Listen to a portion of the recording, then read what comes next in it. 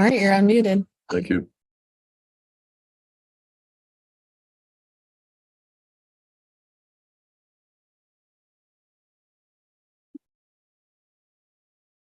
All right, you're unmuted. Thank you. It was a bit of a delay. Slight delay. Oh my gosh. I was like, what the heck? All right, you're unmuted. Thank you. There, that's gone now. That shouldn't happen again.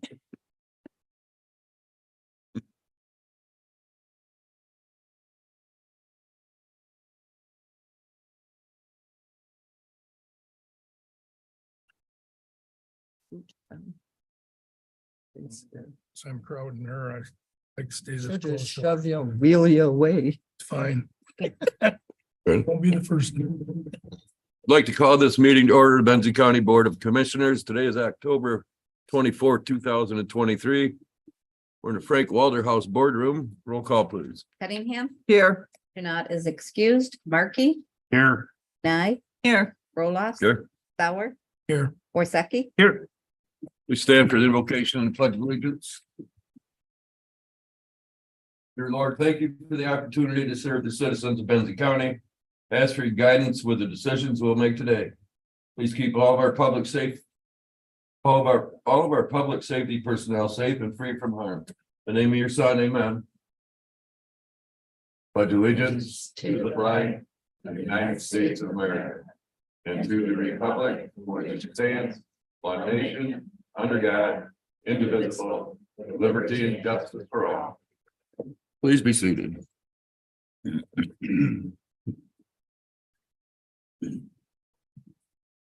Any changes to the agenda?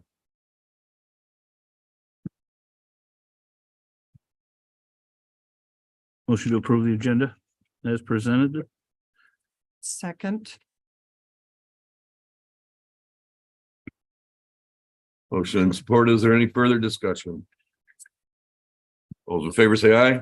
Aye, opposed, so moved. Minutes from 10/10/23.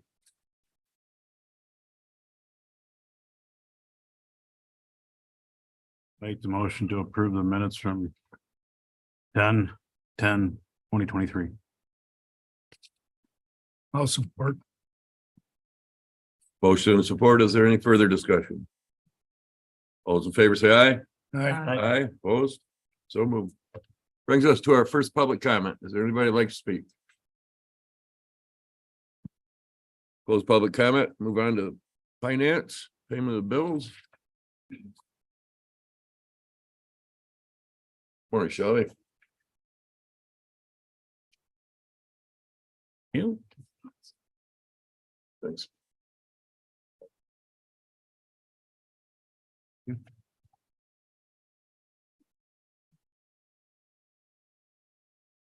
I get two. Thank you. I'm teaching all different new tricks. I'm looking for approval of the bills from October 10th through October 24 in the amount of $354,489.27. So moved. Motion and support. Is there further discussion? Seeing none, roll call, please. Markey, Yes. Nye, Yes. Roloff, Yes. Sauer, Yes. Worsakki, Yes. Cunningham, Yes. motion carried. So there's a couple of items on the front page that you can look at. I also attached a copy of a letter from our auditors that they asked for me to share with you at our next meeting. Got this at 5:30 last night. Okay. Today's the next meeting. So I just want to let you know about the Land Bank Authority. We accepted a demolition bid last week, which was roughly half of what our estimate was from the spring. So we got estimates for a grant for demolition of 2 homes, former homes in the village of Thompsonville. And they came back less than one of the bid or both. Which means we got some extra cash. Right. In our grant. So we have contacted the state land bank and asked if we could add an addendum to it There's a home in the village of Benzonia that we're looking to demolish. We lovingly refer to it as the mold house. So the contractor has agreed to give us a quote on that as well. And the land bank has agreed to accept the quote and move on. So we are going to do 4 for the price of 3, and we still have somewhere between $8,000 and $10,000 left in our estimate Mhm. anyway, until we get that quote. And we're looking to spend that too. So Very nice. I don't like to leave anything on the table if I don't have to. Good. That is round 1 funding. Just finishing up, everything has to be done and submitted to the state of Michigan by December 31st. So round 2 funding was competitive. And I don't know, they got $25 million worth of requests on 13 million. I didn't make the cut. Hmm. So then round 3 was not competitive, but they gave us up to $500,000. But because of the AMI for Benson County is higher than the national average and the state average or something, we are tied to only using those funds for renovation or acquisition for low to mod housing, which is less than 8% of AMI. That is it. That's a tough call, and it doesn't have inventory for that. Well, So we're working on it. Round 4 just came out last night and it's competitive. So if I can't on round 3 yet. Right. About round 4, but that's where we're at with that. good. Other than that, we're working on auditing. Getting all those things done. It Any- looks good. Right. It looks really good. Good. Thank you.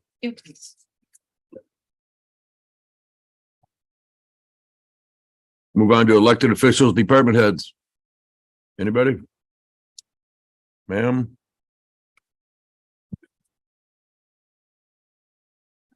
Good morning, Rebecca Huber's Office of Emergency Management. I just have a couple of quick updates because I haven't been up here in a while.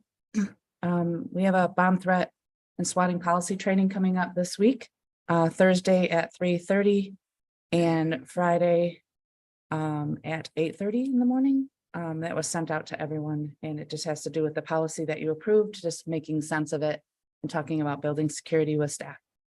The lower level construction is moving along. There's kind of a seasonal mad rush right now. Rain is not helping me with the outside because we had a stall because we had to move a rogue DTE line, and DTE has their own timeline and procedures, but we got through that. So, but they've been moving along nicely inside. It's still a construction site though inside. So I will keep you updated as best I can. We are scheduled to have a kickoff meeting for the radio tower on Thursday morning. The relevant people from the city of Frankfurt have been invited to that meeting, so they will be there. The local planning team and the local emergency planning committee have been helping me with some major updates to our county emergency operations plan. And that is a big, thick binder, if you're not aware of, that we all need to be updating.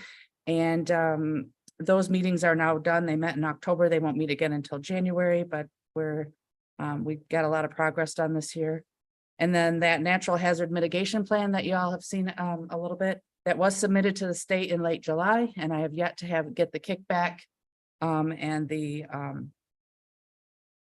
okay to move forward with the adoption process on that. So that's just kind of waiting, but it was submitted, and Networks Northwest has helped us with that. Do you have any questions for me? Anybody? Thank you, ma'am. Anybody else? Corey?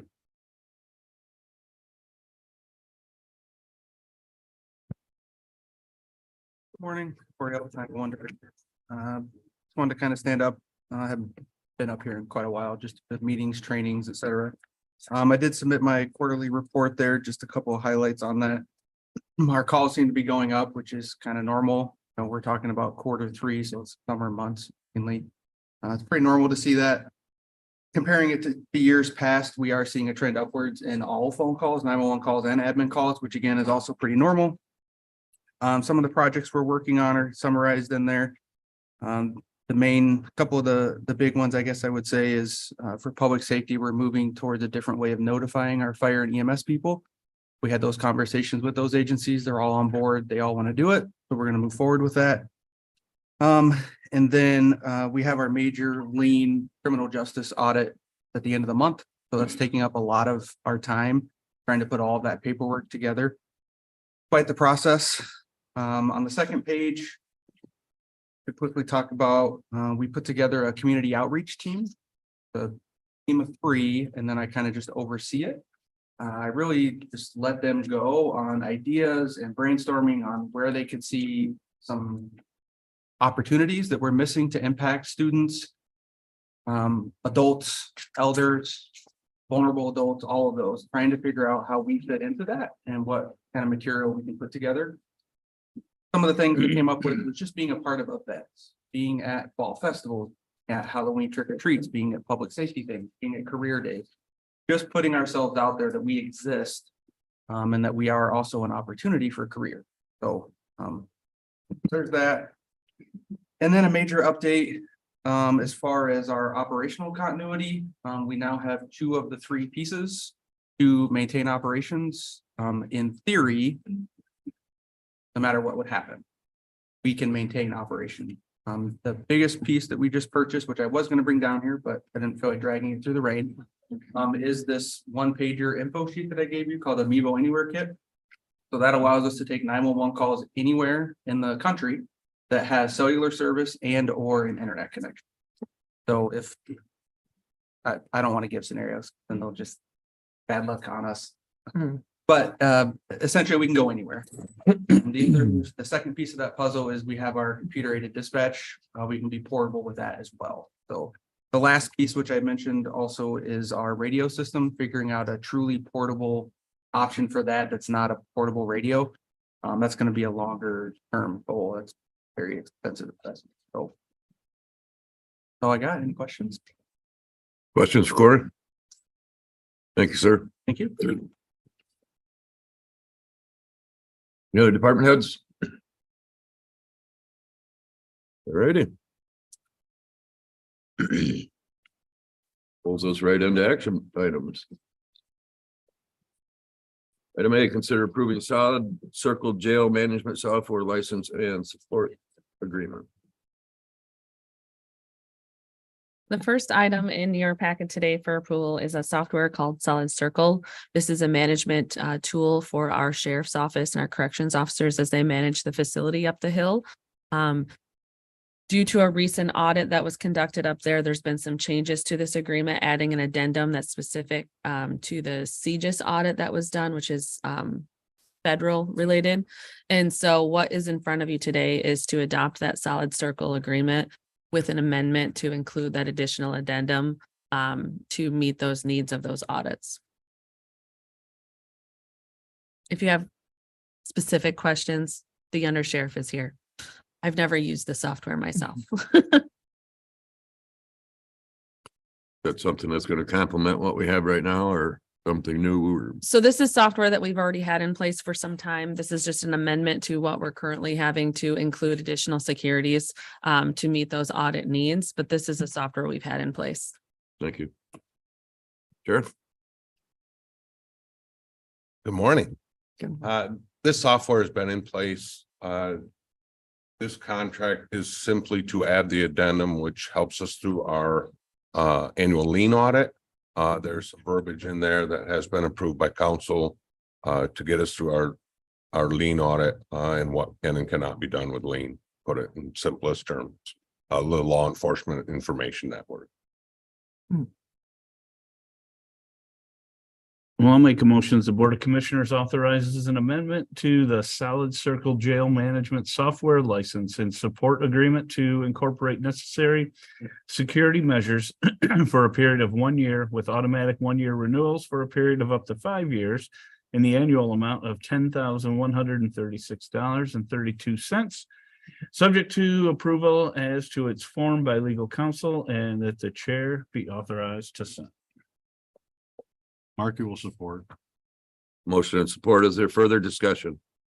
Roll call, please. Markey, Yes. Nye. Yes. Roloff. Yes. Sauer, Yes. Worsakki, Yes. Cunningham, Yes. motion carried. Item B is consider approving time off policy. So in your packet is a policy that's specific to the paid time off policy.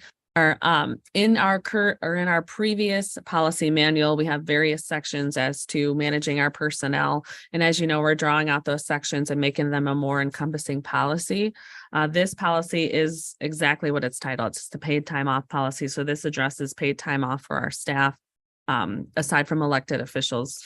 But this addresses the paid time off for our staff as vacation and the different things and how it's calculated and accumulated, you know, what years of service means how many hours you receive. So it really just details that. It's important to know that this policy does not also apply to the collective bargaining agreement employees because that bargaining agreement manages their time off. And this doesn't apply to the elected officials. So this is your appointed department heads and those non-union folks that work in our building and on the campus. I just have one question. Excuse me. Are we trying to get to a PTO process on top paid time off, so we don't have sick leave, vacation time? Just one lump that can be used a little. I would like to explore that. I know a lot of counties and cities are. I know Manistee just went to it specifically, a PTO policy. I would like to explore that, but I do like consistency. And so if we're unable to get there with the bargaining units, I'm not sure how hard I'll pursue it for the non-union folks, because I do like the consistency and the time off. It's an administrative nightmare to have various different, you know, policies in place. So we'll see. Bargaining will begin next year. All the contracts are up in 2024. So that is one of the items on our list to try to move towards is that PTO versus these various banks. So we'll see. I am exploring it. I just thought it would simplify things. It would. I already see the courts move to it. Yep. And so All of Manistee moved to Yeah. it. I think it's a great thing to pursue. So thank you. I have one question. Can you clarify for me? There's a section in here, it's 8.6 position change. Where it said hourly employees who terminate their position to accept a salary position within the county will be paid for accumulated sick time and personal time at their hourly rate at the next regular payday. So that's the old policy of which we're replacing. Gotcha. So just for future, all these policies, what we do is we give you the policy first that we want to adopt. And then after that is the old policy of which it's replacing. So when you see the blue lettering, and it's the 8.6, 8.7, that's what's in place right now. And then the policy that's right after our recommendation memo, that's the policy we're asking you to approve at that time.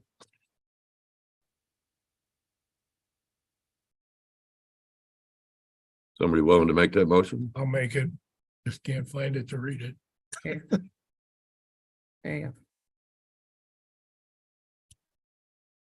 Board of Commissioners adopts a paid time off policy to replace the old one in the staff policy manual. Support. Is that Karen? Yes. Thank you. Motion and support. Is there further discussion? Roll call, please. Nye. Yes. Roloff, Yes. Sauer, Yes. Worsakki, Yes. Cunningham, Yes. Markey, Yes. motion carried.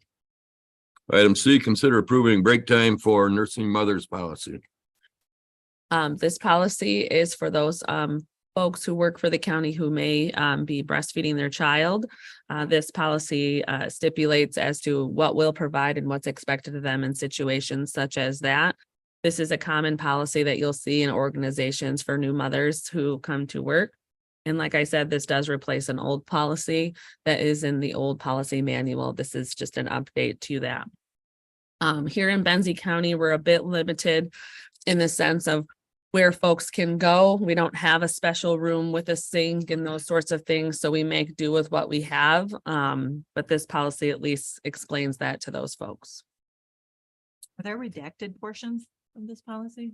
So the reason that Rose did that, and I asked her to do that, is because in previous meetings, when we don't black out the old parts of the policy that don't apply, there's question as to what we're approving. So that piece in the old policy that's blacked out did not apply to this policy. It's a different section. And so I had Rose black it out so that there wasn't confusion for you guys, so that you're only focusing on the policy at hand, not what's around it.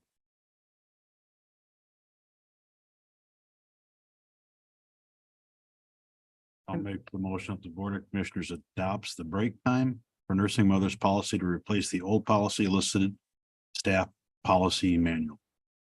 Support.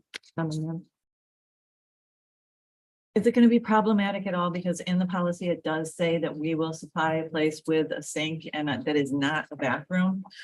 I mean, are we creating a problem that we need to solve? Yeah, and we question that as well. But the intention is that we'll provide them a space to actually do the pumping, but that they would have to wash it in the bathroom. So wash the materials in the bathroom. But they don't have to actually sit in a bathroom stall and pump. Any other discussion? Roll call, please. Roloffs, Yes. Sauer, Yes. Worsakki, Yes. Cunningham, Yes. Markey, Yes. Stein, Yes. motion carries. Thank you.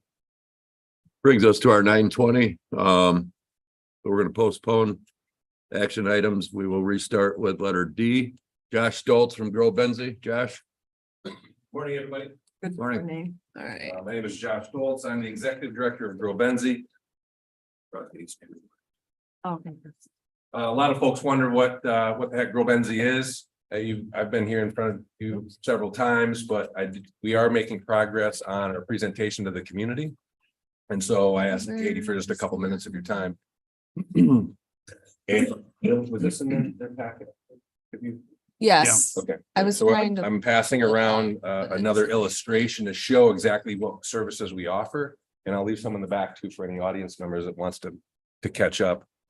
Quickly, in 2008, we purchased a former commercial plant nursery, Chippewa Farms, 4 acres, a few different buildings. It took us 6 years, and we converted that to be a community center. And what we learned over those first 6 years was it takes a lot to start a nonprofit. And I'm speaking from experience. Oh, go ahead. I'm speaking from experience because I was in the private sector for years. I grew up in Lake Ann, moved away and got into business. When I moved back here, I didn't really understand nonprofits. And now that I've been in nonprofit world for 15 years, I see there's a lot of misconceptions and misunderstandings about nonprofits. It's a lot of enthusiasm, a lot of energy because there's a need and people think that they're the resource and they're going to help with that need. And that's a beautiful thing. Pantries, fill a backpack program. This is a great. Well, this place, we thought back in 2008 would be a great community center, and it has been. But that first 6 years was a lot of kind of grinding grants and trying to figure out how to pay for revitalizing the space. When I was hired in 2015, I was afforded by a USDA grant to promote the farmers market in our incubator kitchen. It was a 1 or 2 year grant. And this is the struggle for nonprofits is they go after a grant and it's short term and it's for one particular thing. So I had to figure out how to come up with enough for my salary to start to continue this nonprofit as well as pay for the bills. So that was my experience starting in 2015. You can see here on the back one still. Through 2014, you can see we did our best to nurture community projects and address complex community needs. Thanks, Katie. The next one here, you'll see when I started, it was a matter of how do we use the space? Let's maximize the space at this campus. Let's offer programs based on need. And we realized there's a lot of organizations out there already, nonprofits. I think you can all agree. So what we started doing was recognizing the need for these organizations with backbone, let's call them essential services. One example is a simple club called Days for Girls. They make reusable feminine hygiene kits for girls overseas. They needed a sewing studio. We had that space. Grow Benzie helped them market, recruit volunteers, and provide them space. Now they pay us $2,500 a year for rent. So we have a diversified income, but they also have this very healthy it's not a nonprofit, but it's a group of organized citizens working towards a need.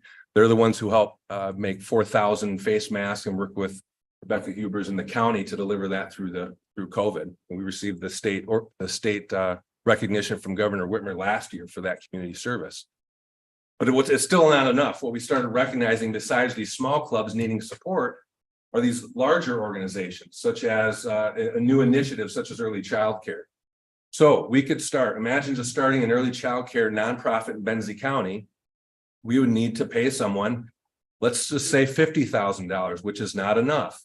$50,000 has to come from private grants or private donations. Then we'd have to come up with policies. And I feel you going through these policies. A new nonprofit would need lots of policies. They'd have to come up with a communications plan. What I'm explaining here now is the fact that these organizations in a rural community don't need to become a full-on nonprofit, because they're going to start competing. And we've seen that over year after year. And from your experience sitting at this table, you know there's a lot of nonprofits out there, and we're all going to Crystal Mountain asking for their $1,000. We're all going to Stapleton's corner store and saying, can we get that $50 gift card? So there's a lot of competition rurally for nonprofits. We started this strategic plan in 2019, and we collected everybody's strategic plans. We utilized your master plan. We looked at township municipal plans, and we figured out that there's no organization in Benzie County that has come together to offer the communications externally. So you know exactly what's going on in early childcare. No one's pooling resources. So when there's federal, state, and local money, no one's putting those together. No one's maintaining the data. So we're always asking for feasibility money to do a new study, and no one's offering that kind of coordination back.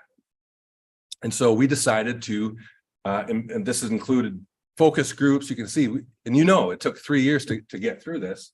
We're now formalizing as a rural prosperity incubator, and we've been working on that this year. What does that mean? Well, we're fostering projects and initiatives. So that early childhood organization, instead of based out of Traverse City, just like housing is, just like educate, all the things are usually based out of Traverse City. We know there's a need on a local level in Benzie County for these backbone services and these organizations. And so what we've been doing over the last few years is providing this service to these organizations. That's fiscal sponsorship, and we'll go to the next one. Fiscal sponsorship, bookkeeping, grant writing, these are all needs for these organizations. In order for them to thrive and prosper, they're going to need to grow, and they need a communications person. So I could probably ask you right now what the status is of early childhood in Benzie County, and either you'd say call Grow Benzie, or you'd say ask Katie. And there's a need for communications, both internally between these initiatives and externally for the public. That's where we're at. So you can see from this list, we've been doing this already. So with one employee, and then we hired a second employee, we're doing the work. We're doing the financials, we're doing the grant writing, we're doing the work on the ground, because the communications part was not important to me and to my staff and to our organization. We're doing the work, but we need funding for that. And so we have grants, we have private funding, we have foundations that are very interested in what we're doing, but we don't have the time for communications. We don't have time for the grant writing when it gets outside of what our capacity is. That's where we're at now moving forward. We're building capacity. We're working with Bodmin Law at the state level to make sure we have all of our policies and procedures in place. We're working with Solvent Group out of Traverse City to come out next year and come up with a feasibility plan to fund the capacity of what we need to help these multiple organizations. And before I move on, I do want to recognize the food and farming enterprises there. We have an incubator kitchen, and that farm is now an incubator farm. So we're providing a safe space with low risk for farm entrepreneurs in the county to start their business, or to at least have a hand up instead of a handout to get their businesses going. We have several success stories there. Our last incubator farmer just sold out of her 2 acres of organic garlic in 2 minutes online. So we're pretty proud of her, and she's here in Benzie County now. Pole Creek Farm is now, they're selling multiple wholesale retail locations for their hot sauces. They grow peppers and tomatoes in our greenhouses. They process them in our incubator kitchen. That is supervised by the Department of Rural Ag and Development. And that's what our kitchen is. It's certified by the state to do that. So we're pretty proud of that. I'm excited to tell more people about that as soon as I have more time. Here it is, the partners. So we're trying to figure out the best illustration to show the services that we offer and provide. So you can see here, this is only half of the partners that we consider, or organizations we consider partners. It's hard to figure out language. It's hard to figure out how do you convey this message to government, Board of Commissioners, to the general public, to my mom. You know, it's hard to explain what the heck a nonprofit is when they just say, well, you're just doing good stuff, go get a grant. That's not how a big nonprofit works. In Benzie County, we'll never have a United Way. We'll never have a Big Brothers Big Sisters. We'll never have any of those organizations. First of all, because we don't have the size. Second of all, our community doesn't understand that there's a competition always going on with our small nonprofits trying to get that $100 or that $200. What we're doing is elevating ourselves, or maybe not elevating is the word, but we're separating ourselves from these smaller initiatives in order to maintain in perpetuity an organization that does not disintegrate after 3 years of a volunteer losing sight of what they want to do. And so this is just a simple outline for you to understand. These are the services we're providing. In order for us to continue this, or in order for us to expand on this and continue working potentially with the EDC, which we've started working with the broadband initiative, housing, which has Housing North. Once there's more, and even Karen with Veterans Affairs, how do we communicate with these other organizations that there is crossover needs? We need more staff.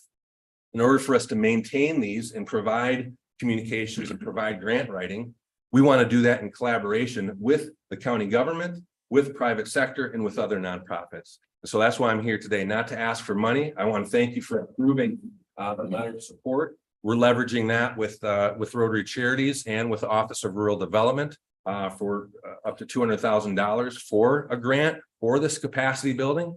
We're not looking to maintain our organization based on grants. We do not want to be federally government supported, but we do believe that county government, recognizing the need for this in perpetuity, would lean favorably to some sort of support financially in the future. So thanks for your time. I'm open for questions if there's time for that. Thanks, Josh. And I put my phone number on there if anybody feels like grabbing some coffee. Any questions? Not at this time. Thanks, Josh. Thanks, Josh. I'd like to invite Marilyn Passmore, representative from Charter Spectrum. Morning. Good morning. Oh, no one. Wrong many presentations. We have another presentation. Yeah.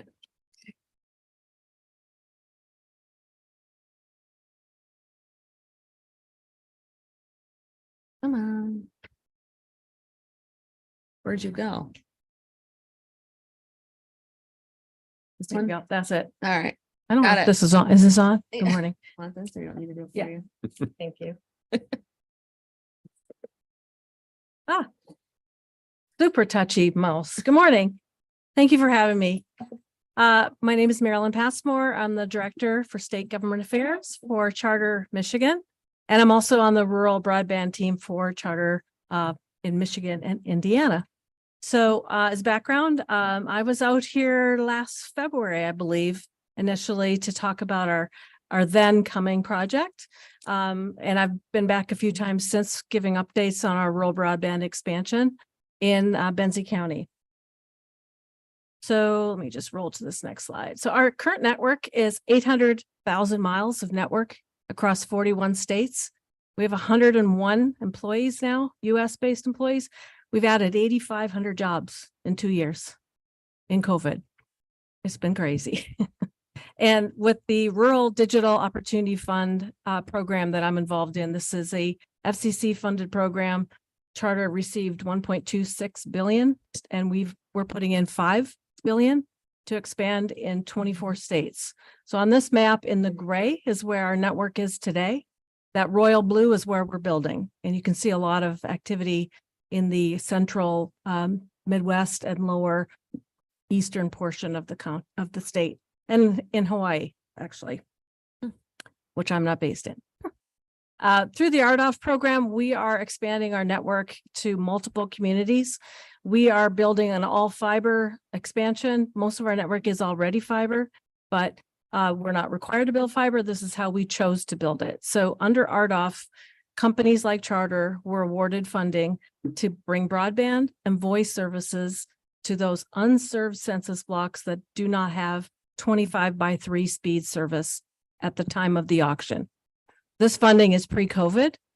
COVID happened. We all know what happened in that. And there was actually supposed to be a second round of RDOF funding, but I believe that's been set aside and will be molded into what's coming with federal broadband dollars.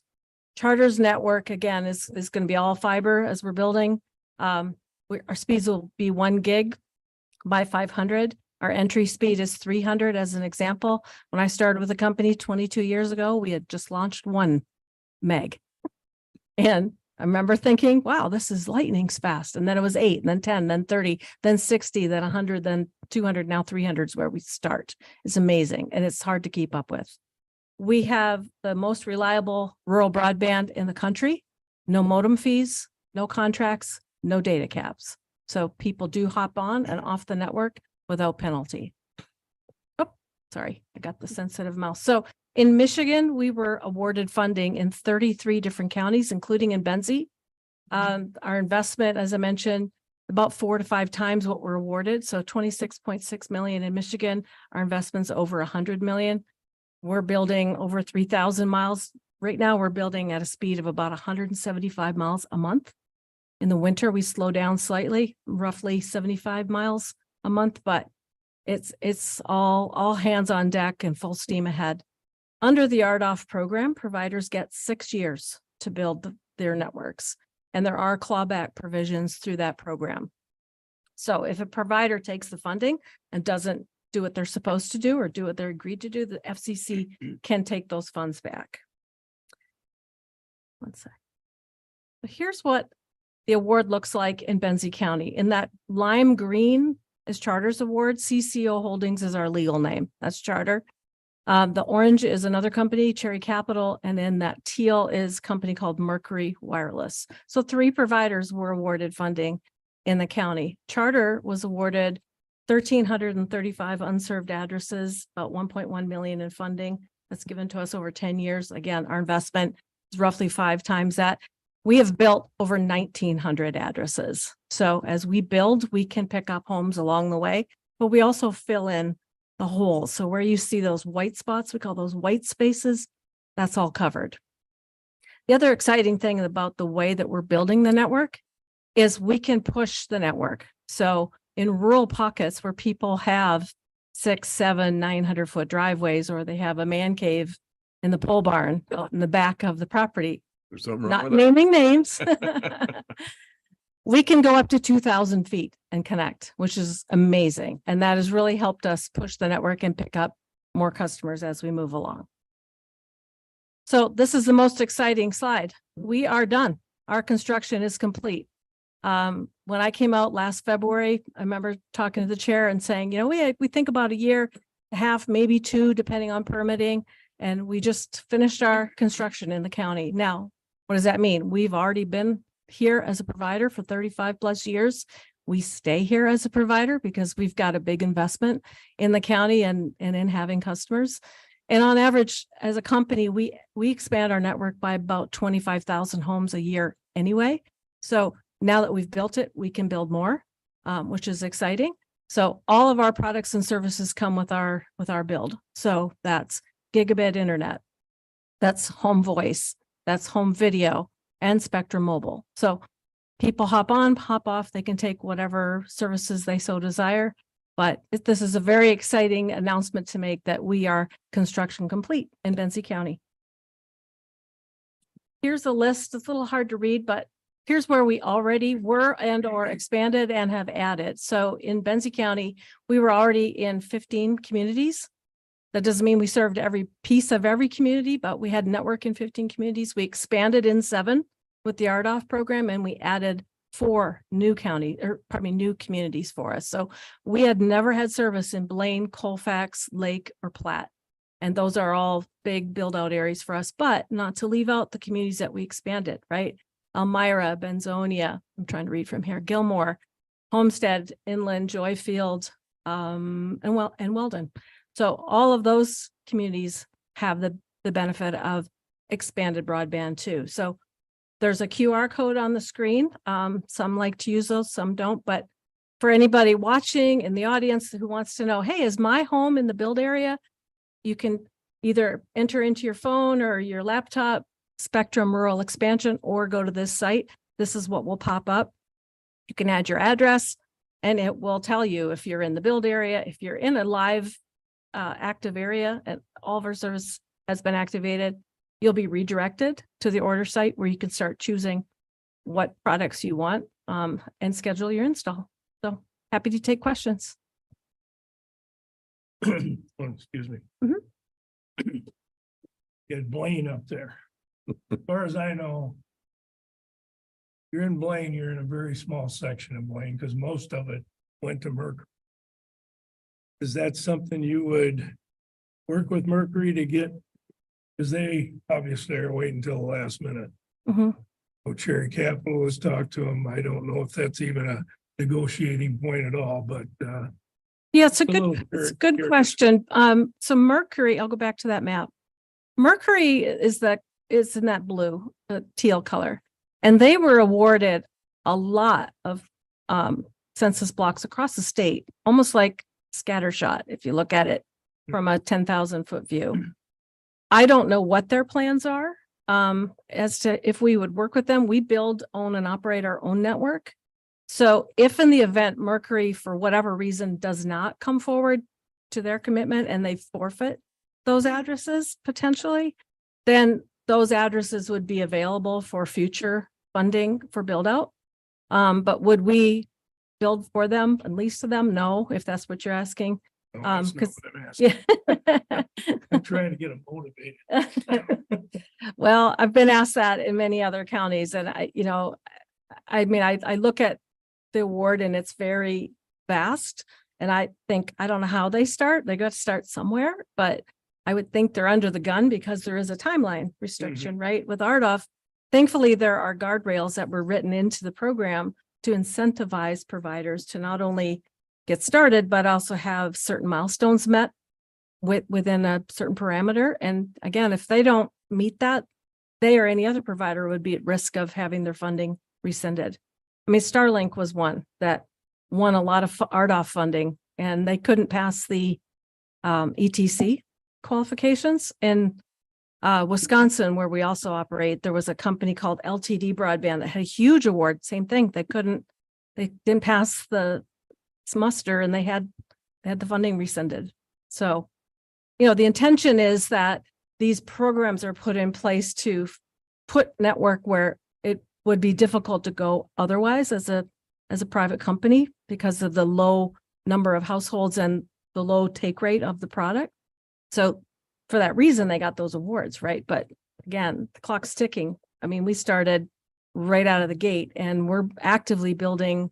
Of the 33 counties we were awarded in Michigan, I think we're actively building in more than 15. I mean, it's all hands on deck, like I said, so nonstop. And that's part of why we've hired so many. You'll see our crews around, so. You Any other- mentioned 2,000 feet from, Yeah, I mean, that's huge. Does that apply to everybody? well, I mean, it is a case by case basis, but I've never seen that kind of distance before in my tenure in the company. Generally speaking, we had to stay under the FCC threshold for distance, which was about 300 feet. So being able to go 2,000 really lets us pick up those additional households that are set further back. We're not encumbered by trees because it's not a wireless signal, it's all wired. Mhm. So we're along the road right of way, right? And we're about 50% underground, depending on the county. I mean, some of our northern counties, you won't be surprised by this, but some of the counties that we're building, and not necessarily Benzie, more than 50% of the poles had to be replaced because they're pre-World War II. They were not designed to hold this much network, right? That's great. So guess who pays for that? We do. But to answer your question, yeah, it is an incredible number for distance that we're able to go with the all fiber network. It's really exciting. Thank you. Marilyn, can you reiterate the timeline for RDOF? When is the deadline? The for RDOF Mercury? deadline is, from what I understand, the end of 26. Yeah. So funding was, providers bid in 2019, funding was announced in 2020, so they have, from my understanding, to the end of 26. So there's a lot of activity happening in this space across the state because there's other providers. There were 13 in the state that were given funding. We're just the biggest. And we're going as hard as we can because we want to meet all those deadlines and then some, which is exciting, right?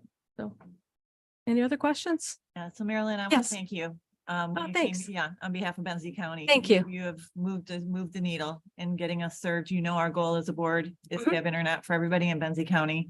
When you first came to us and talked about RDOF, I went, sure. Yeah. You know, and then you go out and see the crews and, you know, in the area Yeah. and the progress that you've made. It's been very exciting. Thank Your you. model is a closed model, right? You Yes. don't allow other providers to Correct. use your equipment. No. So when you say, and I wrote it down, that the construction is complete in Benzie County. Mhm. You will add on people within your footprint, but your footprint will not expand any further than what it is. Is that a fair statement? Our RDOF construction is complete. We are always building. So now that we have expanded the network, we have opportunity to build off. We do line extensions on a regular basis. That's the 25,000 a year reference that I made earlier. So we are always open to building out more. But going back to your question, you know, under the federal program, you know, you can't have a scenario. We could build at our own cost into Mercury's build area, for example, but we can't take state or federal funding to then try to build into a already federally funded program. And there's a number of programs that are kind of all in sync and happening at the same time. It's a little messy to keep up with. But yeah, to your point, I mean, I talk to a lot of counties and they often, I often see the, kind of a response like we've heard this before. So it is very exciting to be able to come back out and, you know, not only exceed our goals, but do everything we said we were going to do and then some. And I saw Josh is here. We partnered with Grow Benzie last year in a launch event. If you remember, I couldn't make it because I got COVID. And so I set up the event and then couldn't go, but I was in bed. But that was a great partnership for us. And we actually made a contribution to Grow Benzie and it was a great facility. I echo the things that he said about the opportunities to partner. So happy to be here and we will continue to be here and we're open to more discussions because there's more federal funding coming. And we fully intend to participate in every county in the state. Sure. Thank you. Any other Anybody else? questions? Thank you very much. You're very welcome. Do you Yep. want to keep a copy of the slideshow so that you can circulate to them? Okay. Okay. Anything else you need from me? Just the mouse pad. Oh. Thank you. Thanks, Marilyn. Take the votes. All righty, back on board with item D, consider approving a conflict resolution policy. The conflict resolution policy is just that, it kind of sets a framework and a practice for if there's conflict among employees and their department heads. It's one of those, it, you know, creates that process so that we have consistency across the board so that things are handled in a good way and in a consistent way. This policy again has been reviewed by everybody, just like the others, and it does replace what's in our current policy, which, you know, it's going from a little section to multiple pages. I'd make a motion that we adopt the conflict resolution policy to add to the staff policy manual. Mark, will support. Motion and support. Any further discussion? Roll call. Sauer, Yes. Worsakki, Yes. Cunningham, Yes. Markey, Yes. Nye, Yes. Roloff. Yes. Motion carried. Item E, consider approving drug-free workplace policy. Again, just as it stated, a drug-free workplace, this includes alcohol as well. This is a policy that is setting the standard for Benzie County and what's expected and not expected when it comes to drugs and alcohol. Thanks. I'll make the motion. The Board of Commissioners adopts the drug-free workplace policy to replace the old policy listed in the staff policy manual. 9 seconds. Motion and support. Further discussion? Roll call, please. Worsakki, Yes. Cunningham, Yes. Markey, Yes. Nye, Yes. Roloff, Yes. Sauer, Yes. motion carried. Classification of employees policy. So this policy spells out the classification of the different employees that we have for Benzie County. This is so that there's no question in the type of employee you are, whether you're part-time, full-time, temporary, seasonal, those sorts of things. So it really spells that out for the employees that we have. This is important because there are certain benefits that are offered for a certain classification of employees. So we want to make sure that we're being absolutely clear to the person, you know, if they're a temporary versus a part-time, and exempt versus a non-exempt, we want to make sure that we're clear with them as to what is provided under that classification. I'll make the motion that the Board of Commissioners adopts a classification of employee policy to replace the old policy listed in the staff policy manual. Second. Motion and support. Any further discussion? Roll call. Cunningham, I just had one question, if that's okay, Chair. Definitely. And I think I emailed it to you. So where do elect officials fall in this? Elected officials are their own animal. They, when you're an elected official, you fall under the state and the Constitution and law. Okay, So we don't set the procedure, we don't set the different things for elected officials. As elected official, the Constitution says what your duties are. So you don't have a time off bank, and you don't have these different things because that is not in the county's local purview. You know, the Constitution specifically says how many days in the office you have to be and what your, you know, actual requirements are.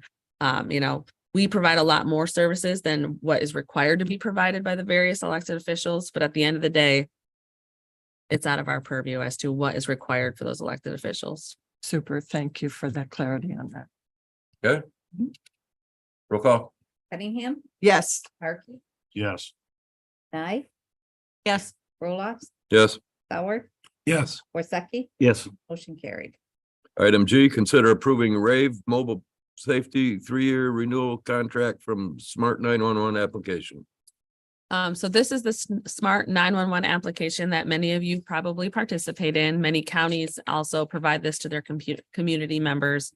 We have a current agreement, and we're looking to expand that for another 3 years to provide this service to the community. What it is you create a profile for yourself, your home, your animals, those sorts of things. So if you call 911, it gives that important information to central dispatch so that they know what they're dealing with. You know, mine's updated to include various things. You include your household members and such. And it's helping you in that time of a need and emergency. I think when this first came out, I remember my townships, what we were told when this service was talked about was actually saying, you know, I have a dog that bites. Yeah. Or the door would be locked, but here's a way to get in. There's personal information that you can put on there to not only get first responders to you more quickly, but to keep them safe while they're doing it. It's a really, really cool tool, but I think the community needs to know that. Yes. And we can help with that. I know that Director Ellis is planning to really market this a bit more so the community uses it more. It's very helpful to first responders. You can put your car colors in there and you know, all the things. And so it's very important for our community to create these profiles so that in the time of need, you know, we have all the information that is necessary, and maybe we don't think is necessary at the time, but it is in that instance. And so we're going to work really hard to push that. so with that, what percentage do you suppose the public actually use this and then continue to update it? Maybe Corey can answer. I know we've had it in place for a little bit now. Yeah. So this is a renewal.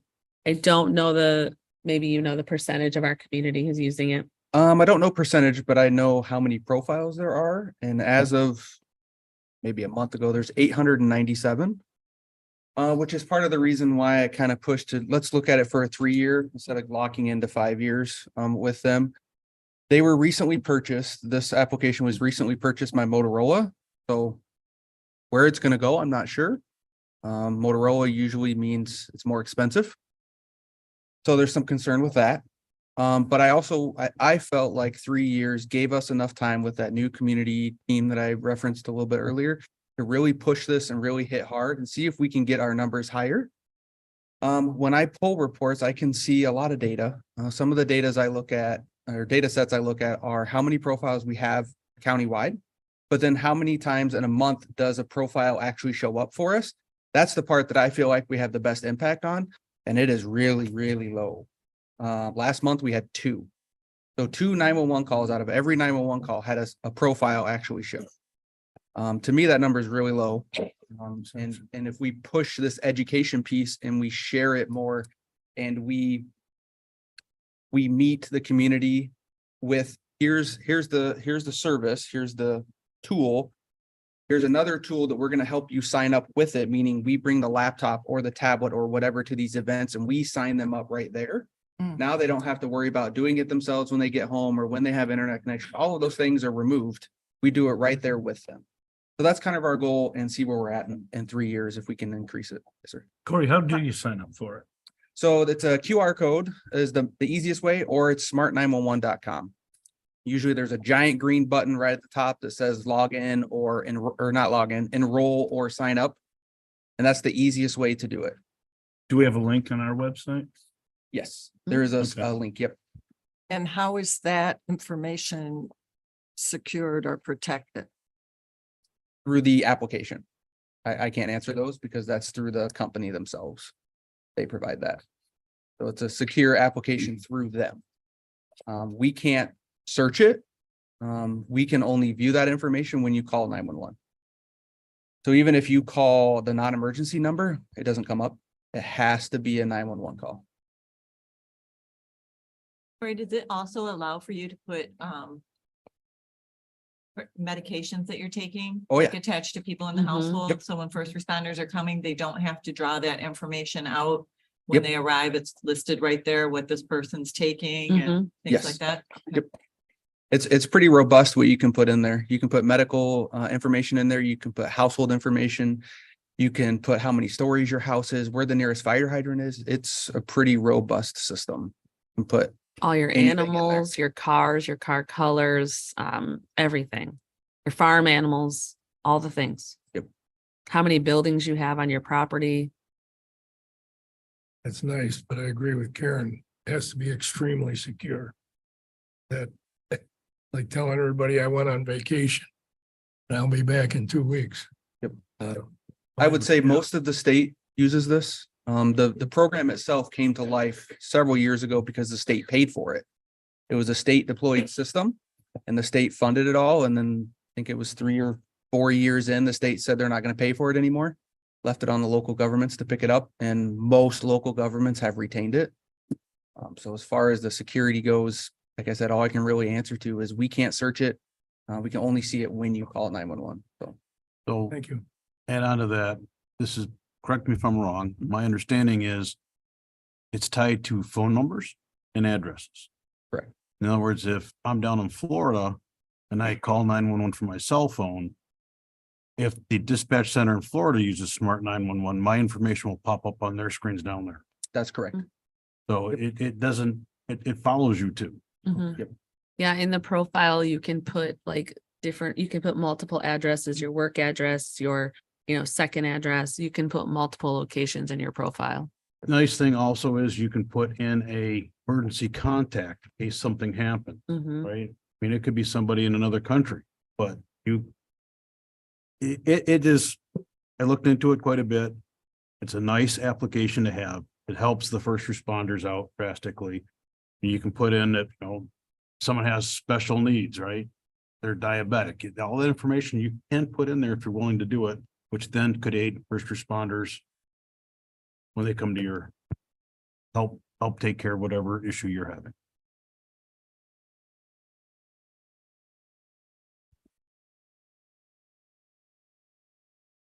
Any other questions?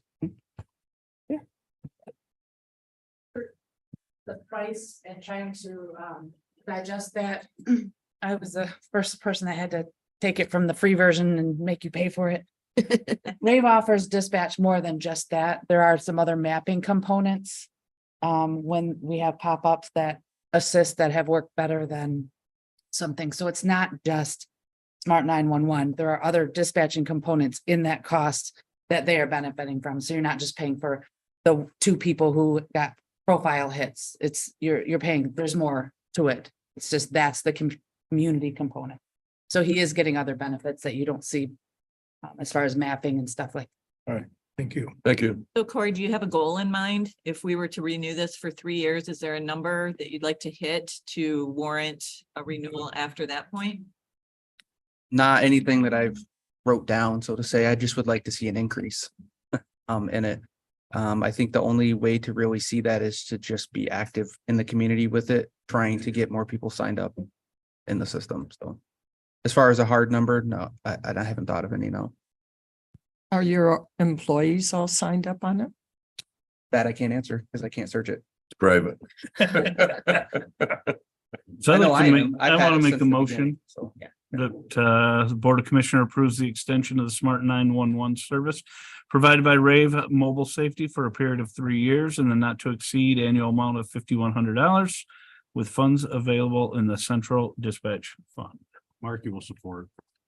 There's a motion and support. Is there further discussion? Roll call, please. Markey, Yes. Nye, Yes. Roloffs. Yes. Sauer, Yes, Worsakki, Yes. Cunningham, Yes. motion carried. Thank you. Thanks, Corey. Item H, accept proposal for final phase of carpeting on main floor of the government center. So we're finally to a point where we can finish off the carpet on this main level of the governmental center. You'll notice, this building or this room has the newer carpet, but then if you go into, say, room 206, it's still a tan carpet. The court hallway, I want to say, is like a purple carpet or something. We're finally to a point where we can finish off the main level. And so this is essentially an extension of the other phases we've already processed with Waterland Tile to finish the tile.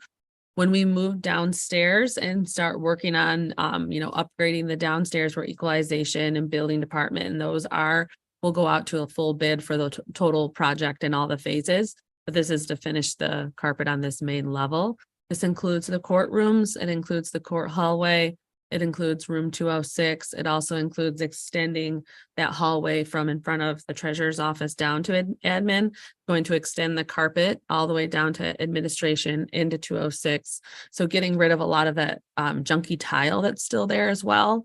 You'll notice that when you walk to my office, you'll see some tiles that are popping, which is then a trip hazard. So we're going to get rid of that junky tile as well to make it just a smooth, seamless carpet. And this is already scheduled on the capital plan, and this is under budget of what I anticipated.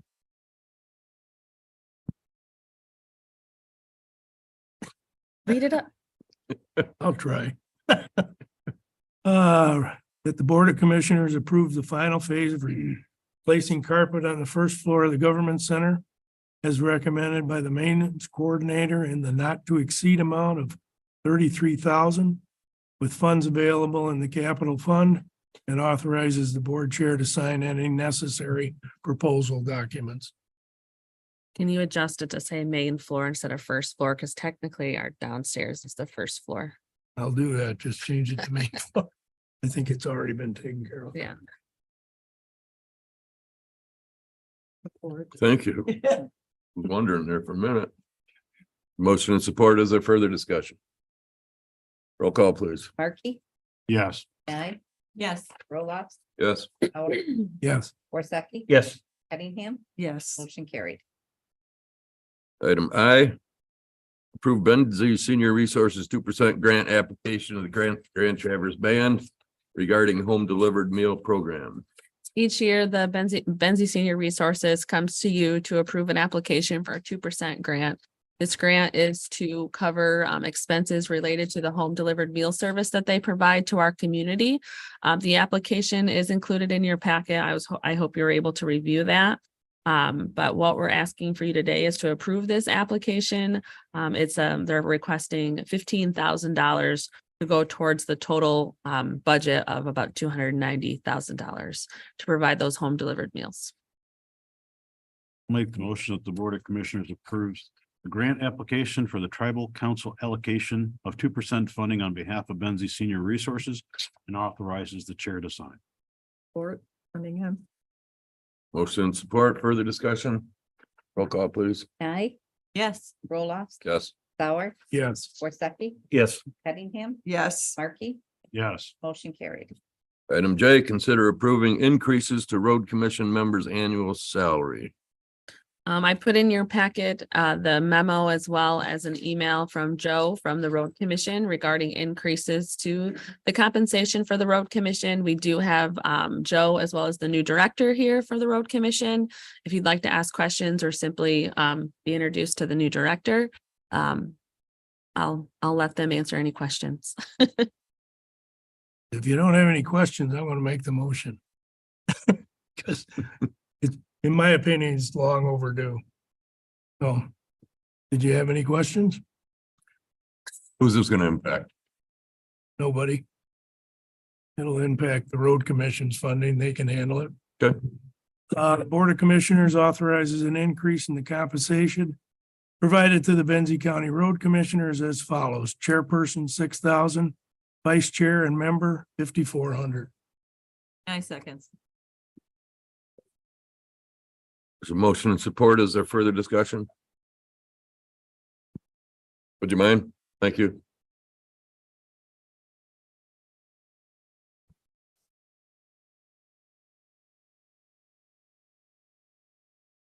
Good morning. I'm Joe Netto, the Finance Director of Benzie County Road Commission. Can I ask you amend the motion to put effective date of 1/1 of 22, so we know when to start It's one of what? of 2024? Of 2024. 24, yes. Sure. Thank you. Should give it to him tomorrow.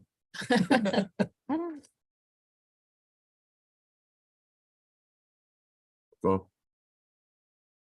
Roloffs, Yes. Sauer, Yes. Worsakki, Yes. Cunningham, Yes. Markey, Yes. Dye, Yes. motion carried. Thanks for being here, guys. Thank you. Item K, consider authorizing priority dispatch agreement for emergency medical dispatching. So this in your packet is emergency medical dispatching, and I will let Corey Ellis kind of explain what it means for our central dispatch department up the hill. Take it away, Corey. This one's a bit a bigger piece of the packet, right? So what's in this request is really a turnkey solution. So there's two vendors that are referenced in this request. One of them is ID Networks. We already have an established relationship with them. They're our CAD vendor. We can't go elsewhere. They're the only ones that can provide the interface part for them. So it's to approve theirs, which is of 10,000. And then the rest of it is through a company called International Association of Emergency Dispatch, also known as Priority Dispatch. They have a whole bunch of different names. They're all the same. Sometimes they use their product solution, which is called Priority Dispatch. For us specifically, it's going to be called ProQA. Basically, it's a computerized, scripted medical questions when somebody needs an ambulance. What this will also do, not only is it going to allow us to prioritize and to provide some pre-arrival instructions, meaning before the ambulance gets there, we can actually help people. Some examples are administration of Narcan, administration of an epinephrine pen, aspirin. All of these things are all approved by MedControl already. We're not reinventing any sort of wheel with this. We're adopting what's already in place and working and bringing it to Benzie County for all of our residents. The other thing that this will impact will be for all of the ambulance providers and emergency responders. It allows us to prioritize, put a number based on the type of call, which will allow us to decide what resources we have to dispatch. So it really brings all of the pieces together and all of the groups together to figure out what's the best way for this specific call. And we dispatch it as such. We have applied for grants. We did receive one grant already through MMRMA. I do have intentions of putting together an application for the 2% tribal grant. And then with the help of Rebecca, we put together, she did most of it. I just kind of proved what she wrote for opioid funding also. So we're exploring all opportunities. Does any other dispatch centers around us use emergency dispatching? Or Almost EV? every single county that touches us uses it, with the exception of Manistee. So Grand Traverse, Leelanau, Wexford, Antrim. The further out you go, the more they use it.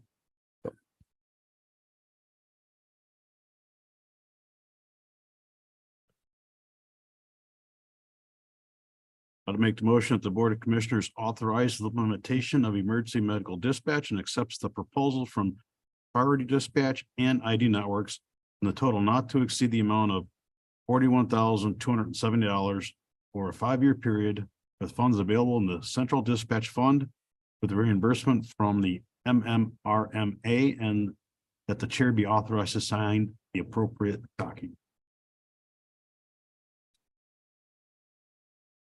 Second. Motion and support. Is there further discussion? Roll call, please. Cunningham, Yes. Markey, Yes. Guy, Yes. Roloff. Yes. Sauer, Yes. Worsakki, Yes. motion carried. Thank you. Thanks, Rich. Item L, consider authorizing grant application agreement for the snowmobile patrol. This is for the annual snowmobile patrol program that we have here in Benzie County.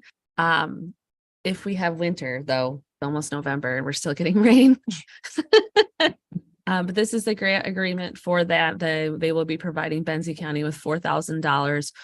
By accepting this agreement, we are committing to a $1,000 match, which we already have budgeted. So this is to accept those funds for that program that we have here in Benzie during the winter months. So I'll make a motion. The Board of Commissioners authorizes the fiscal year 24 snowmobile law enforcement program grant agreement in the total grant amount of $4,000 and commits to a $1,000 local match from the general fund. Mark, you'll support. Motion and support. Further discussion. Roll call, please. Markey, Yes. Guy, Yes. Roloff, Yes. Sauer, Yes. Worsakki, Yes. Cunningham, Yes. motion carried. Item N, consider approving 270 Inc. contract for animal control. So I just noticed a typo in my memo, so I apologize for that. But what this is accepting another grant here, and this is specifically for animal control. You will recall that we accepted a grant from 270, I want to say it was about a year ago, and it was for cat condos. Now they have agreed to pay for the turf to put into our outdoor kennel yard. The turf is beneficial because, you know, grass you have to reseed. They're always digging it up. This turf is, you know, going to help prevent from that. And if for some reason we had, you know, a disease outbreak, this turf is easier cleaned and remediated from the outdoor kennel. And so they have agreed to pay the total cost for the installation of turf in our kennel yard. My question is, if we're gonna redo the yard or move, that's still gonna apply? Yes, so I mean, we're gonna be up here until we're not. But this turf can be pulled up and put back down, is my understanding, as long as there's no damage when it's pulled up, of course, but it could be put back down. Would be, okay, thank you. All right. That the Board of Commissioners authorized the reimbursement, mine says snowmobile grant. I said there's a typo. Agreement between 270 Incorporated in the total amount of $32,074.15 for the animal shelter upgrades, and authorize the related budget amendments to recognize the expenditure and revenue, and also authorizes the chair to sign. Support Cunningham. Motion and support. Further discussion. Roll call, please. Markey, Yes. Guy, Yes. Roloff, Yes. Sauer, Yes. Worsakki, Yes. Cunningham, Yes. motion carried. We're there. Chairman, can we take a quick break so that I can pull the table up here? Otherwise Corey can't, I want him to be able to reach the microphone because those on YouTube won't hear. Can't hear you. Can you come up to the microphone? I just need a quick break. All right, we're gonna take a short break. Thank you.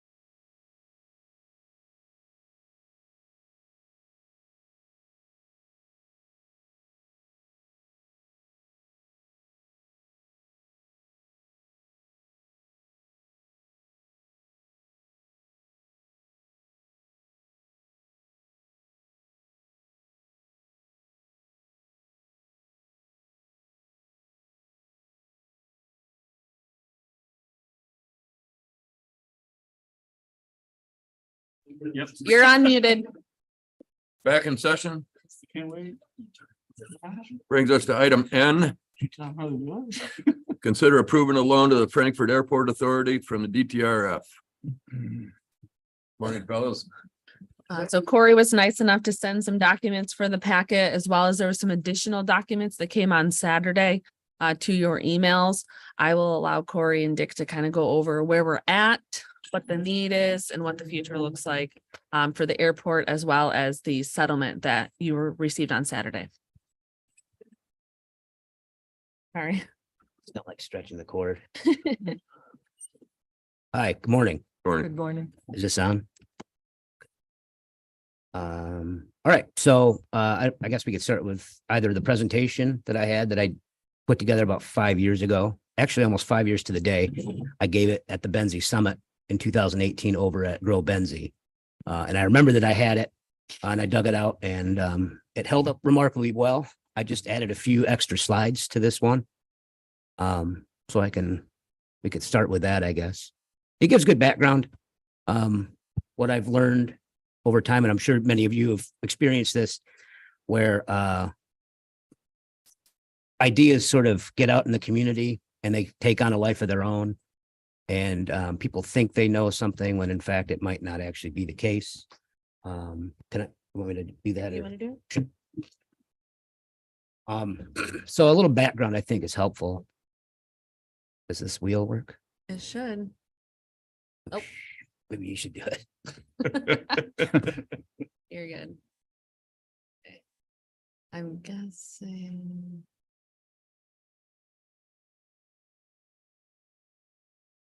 Oh, yeah, there you go. Oh, okay. Now the wheel works. Okay, so like we said, my name is Corey. I'm chairman of the Frankfurt City County Airport Authority. Oh, it's a little touchy. It's Whoa. very touchy. Can I turn that on the clicker? Okay, about the Frankfurt or Dow Memorial Field, Frankfurt Airport. Our designator is FKS. So if you've ever flown on an airplane, you fly into DTW down in Detroit, or LAN in Lansing, or LAX in Los Angeles. They each have their airport identifier. Ours is FKS. We are a general utility airport. We regained our provisional license from MDOT in 2017 after Dick was hired and after I became chairman. The previous board had gone rounds with MDOT and the FAA, and right before there was a mass resignation, the airport was downgraded to a basic utility airport, which cut us off from our grant funding through the AIP program, which I'll talk about here in a minute. The runway has a declared distance of 4,050 feet. Not all of that runway is usable for landing. We'll talk about that in a minute.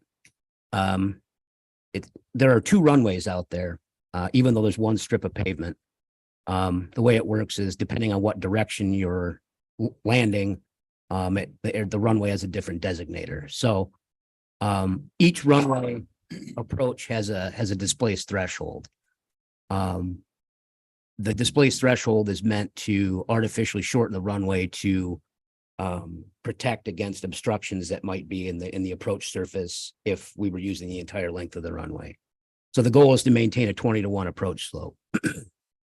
You can see the displaced thresholds there on the runway. In terms of economic impact, the airport, according to MDOT, based on the figures that we gave them, generates, at least in 2018, $1.5 million in economic activity for the community. This year it was a little bit lower. I think they're refining their calculation down there in Lansing. That's an aerial view of the airport. This is the north end up here, runway 15. And then this is the southern approach, or I say it's north and south, but it's actually east and west. I mean, this is the western approach and this is the eastern approach. You can see the apron here, the terminal building. We have 10 private nested T hangars. We have 6 community T hangars here, and then we have 3 large bay hangars here, and then the original hangar that we call the Dow hangar down here. These 2 structures here are private hangars. One of them is owned by the son of Dudley Whitman. I don't know if you know that name, but he was heir to the Whitman chocolate fortune, and a pilot during World War II. He flew C-47s over the hump into China. And he was a big advocate for the airport out there. So that's private hangar. Then the other one I think is owned by Mike Steinbeck. And then there's a third one right here that's a private hangar as well. But as you can see, we have space to build another 10 space T hangar, private T hangar, and then another 3-bay hangar right there. So that's kind of the footprint of the airport. Frankfurt is a NIPIAS airport. I'm sure all of you know what NIPIAS stands for. It's a government acronym that stands for the National Plan for Integrated Airport Systems. One of the questions that we get a lot is why Frankfurt? It's Griner, Commissioner Griner was fond of saying that it's in a gall darn hole. It is somewhat in a hole.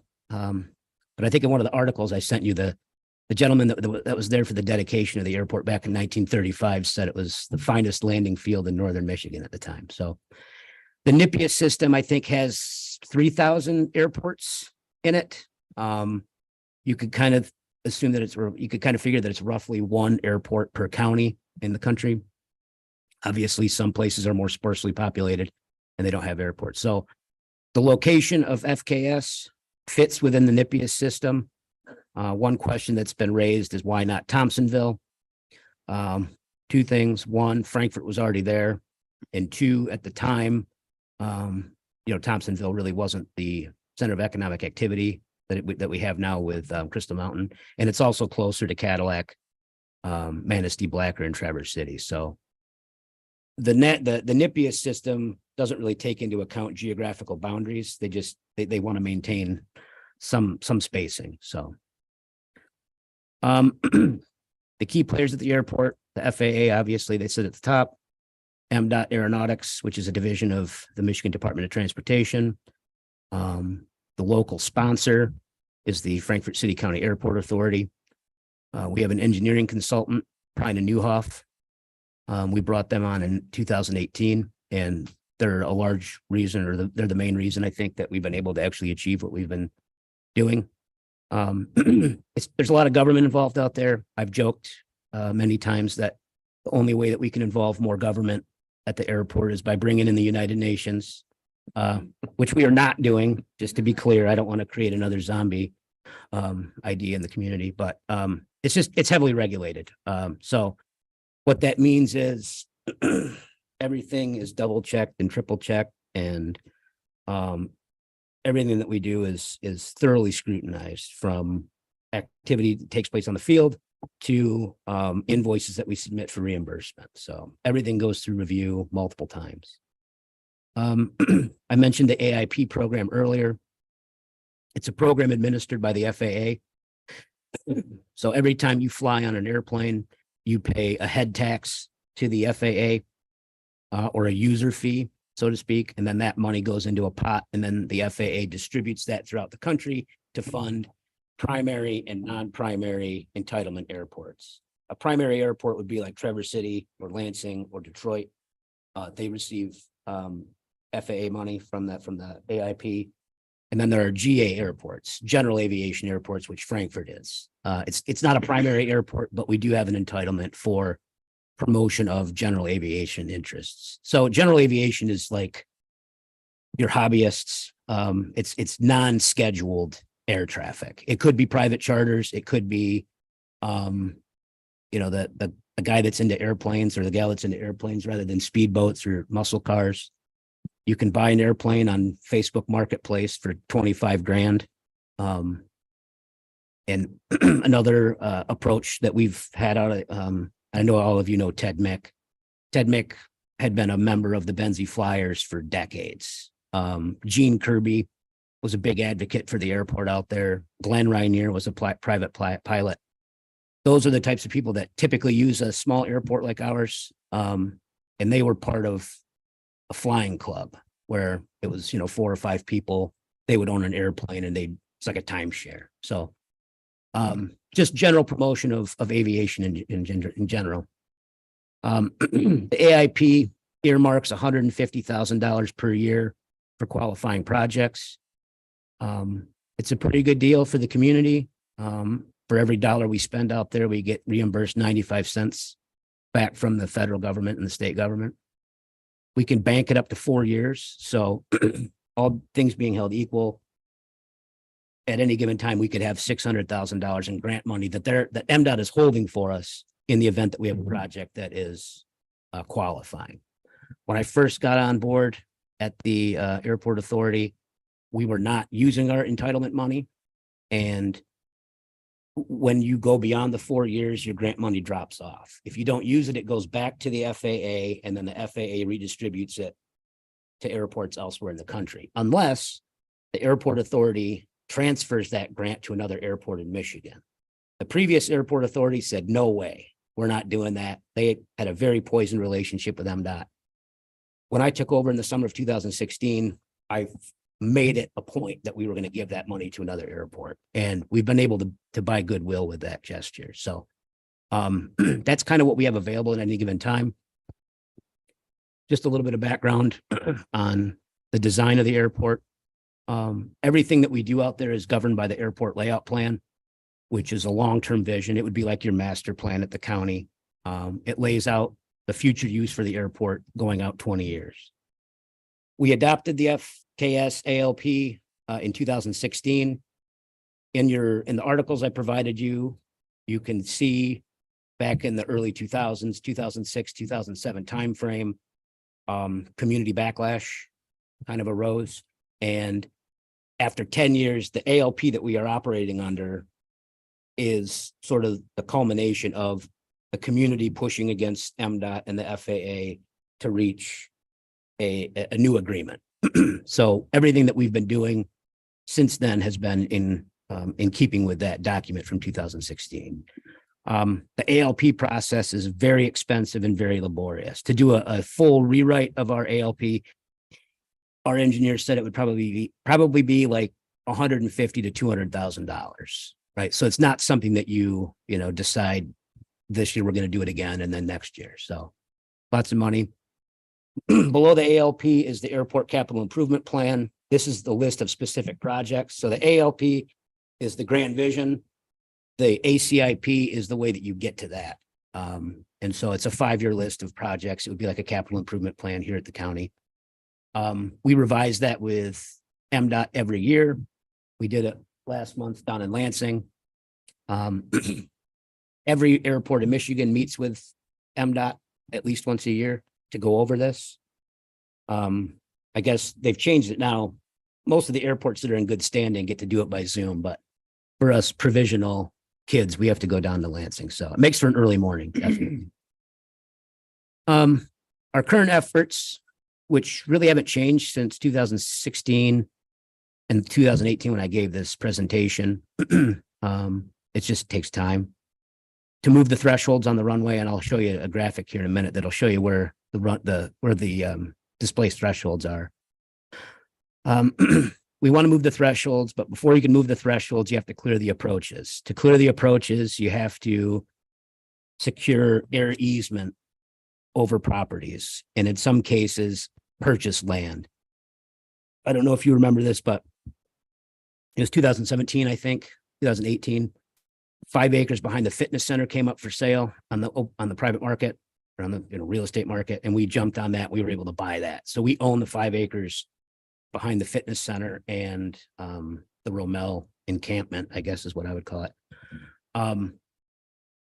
So we've purchased land, and then we're purchasing navigation easements also. We just secured one over the southern approach, runway 33, this past year, and we were able to clear all the obstructions on that parcel. We use federal funds and state funds to do this. Everything's reimbursable if we play by the rules, right? So it's a painstaking process. The FAA inquires periodically on our progress. MDOT inspects the runway every 3 years to make sure that we're making progress, and then also to see if trees have now grown up into the approach surface that would need to be removed. The expectation at the state and federal level is that we are going to continue to honor our obligations under the grant assurances that we've committed to. So this is an image of the runway that I showed you earlier. And it's kind of small, but right now if you were approaching from the western approach or the northern approach on runway 15, it is illegal to land before this red line right here. Right. So, and then the same thing down here. It's illegal to land beyond that line. We've cleared the obstructions down here so we can move the threshold out to the end. Up here, this is what we're working on right now, is securing navigation easements on this end of the runway to move this threshold. I think it's 550 feet to right here. So in the one direction, you'll have 4,000 feet of pavement to use for landing. And then in the other direction, you would have 3,500 feet of pavement for landing. Current efforts continued. We maintain the runway. I'm not going to go through all these, but there's a lot that goes into maintaining the airport. One of the other focuses we've seized upon is we picked up a patrol car from the city of Frankfurt a few years ago for $2,000 and made that our courtesy car or a crew car. It's very common to see at an airport where plane flies in. They don't have a car, so they'll take the courtesy car and go into town, get lunch or whatever, you know. We focused on increasing fuel sales, and you'll see in the report in your packet, I think there was a fuel sales sheet that shows that this last year, I think, was one of our best years in the last 10 years. Increasing operations and then improving attendance with Dick. So that's kind of the airport in a nutshell. Any questions so far? And if I'm boring you, please tell me to stop. Please stop. Okay, so I added this in here to, because obviously it's not really a secret anymore that we're in negotiations with the Pines property on the north end of the runway. And so trying to separate fact from fiction, I've always wanted to be able to go back in time, right? I wish I could go back in time and see what was going on. And so that was part of it, was going back and looking through the newspaper archive and finding out, what was going on. Because I was in Mount Pleasant going to Central when most of this was going on, or I was in high school. So that's one way to do it. And then the other way is to look for satellite images from the federal government. And so this is a U.S. Geological Survey satellite image of the airport from 1993. And you'll see the runway hasn't been improved yet, at least the project that happens in 97. And the Pines isn't there yet. So if we jump to, this is 1998. The runway has been extended. You can see it ends just about right there. This is 1998. Did I say 97 or 98? This is 98. So in your packet, there's an article discussing the major project that took place in 97. So this is just the year afterwards. Runways extended, no Pines. 2003, the runway's roughly the same distance, but now you have the Pines, right? So the question becomes, how was that able to happen? And the runway approach was there, and that regulation was binding. And my understanding is that because of the complexity of American federalism, that regulation was not incorporated down at the local level. So when they went to get a land use permit and a building permit, there was no mechanism for that federal aviation regulation to be incorporated at the local level. So there really would be no basis for the planning department or the building department to deny them a building permit, right? So fast forward to today, they want us to secure easement over that property as part of the ALP from 2016 and remove obstructions. These pine trees here and here need to go. These have all been removed because he was planning on an expansion project. So one of the reasons that this has taken so long is that it's a very peculiar situation where you would have something that should have been built there in the first place, but what was governing that was not really incorporated at the local level. So I just thought it was important to add that in there because it is a very vexing question. How do you deal with this? So our future efforts are to continue progress towards fulfillment of the ALP. We're gonna have to upgrade the lighting out there because the lighting system that we have is the original lighting from the late nineties. And it's just a direct burial stake lighting system, and we want to improve that. We'd like to build a new building for snow removal equipment, and we're always looking to build new hangars because new hangars means more revenue. So I just have a few pictures here. This is our fuel reclaimer that we installed back in 2018. Clearly you were there. So, one of the myths that we've dealt with over the years is that we're trying to bring in commercial air traffic, and that's not the case. The physical footprint of the airport in my lifetime, I can't imagine that it's going to increase. There's zero discussion of that going on right now. But I included this as a picture of sort of the heaviest airplane that we would see on a regular basis. This is a Beechcraft King Air. We occasionally get a jet in there. We have some fairly heavy hitters, a power couple from Grand Rapids that are really into aviation. They own a fleet of jets and helicopters that use the airport regularly. Here are a couple more. The gliders, that was 2018, 2019. This was on the 4th of July of that year of 2018. I think there were 10 aircraft on the apron. And that's sort of that. So that was the background.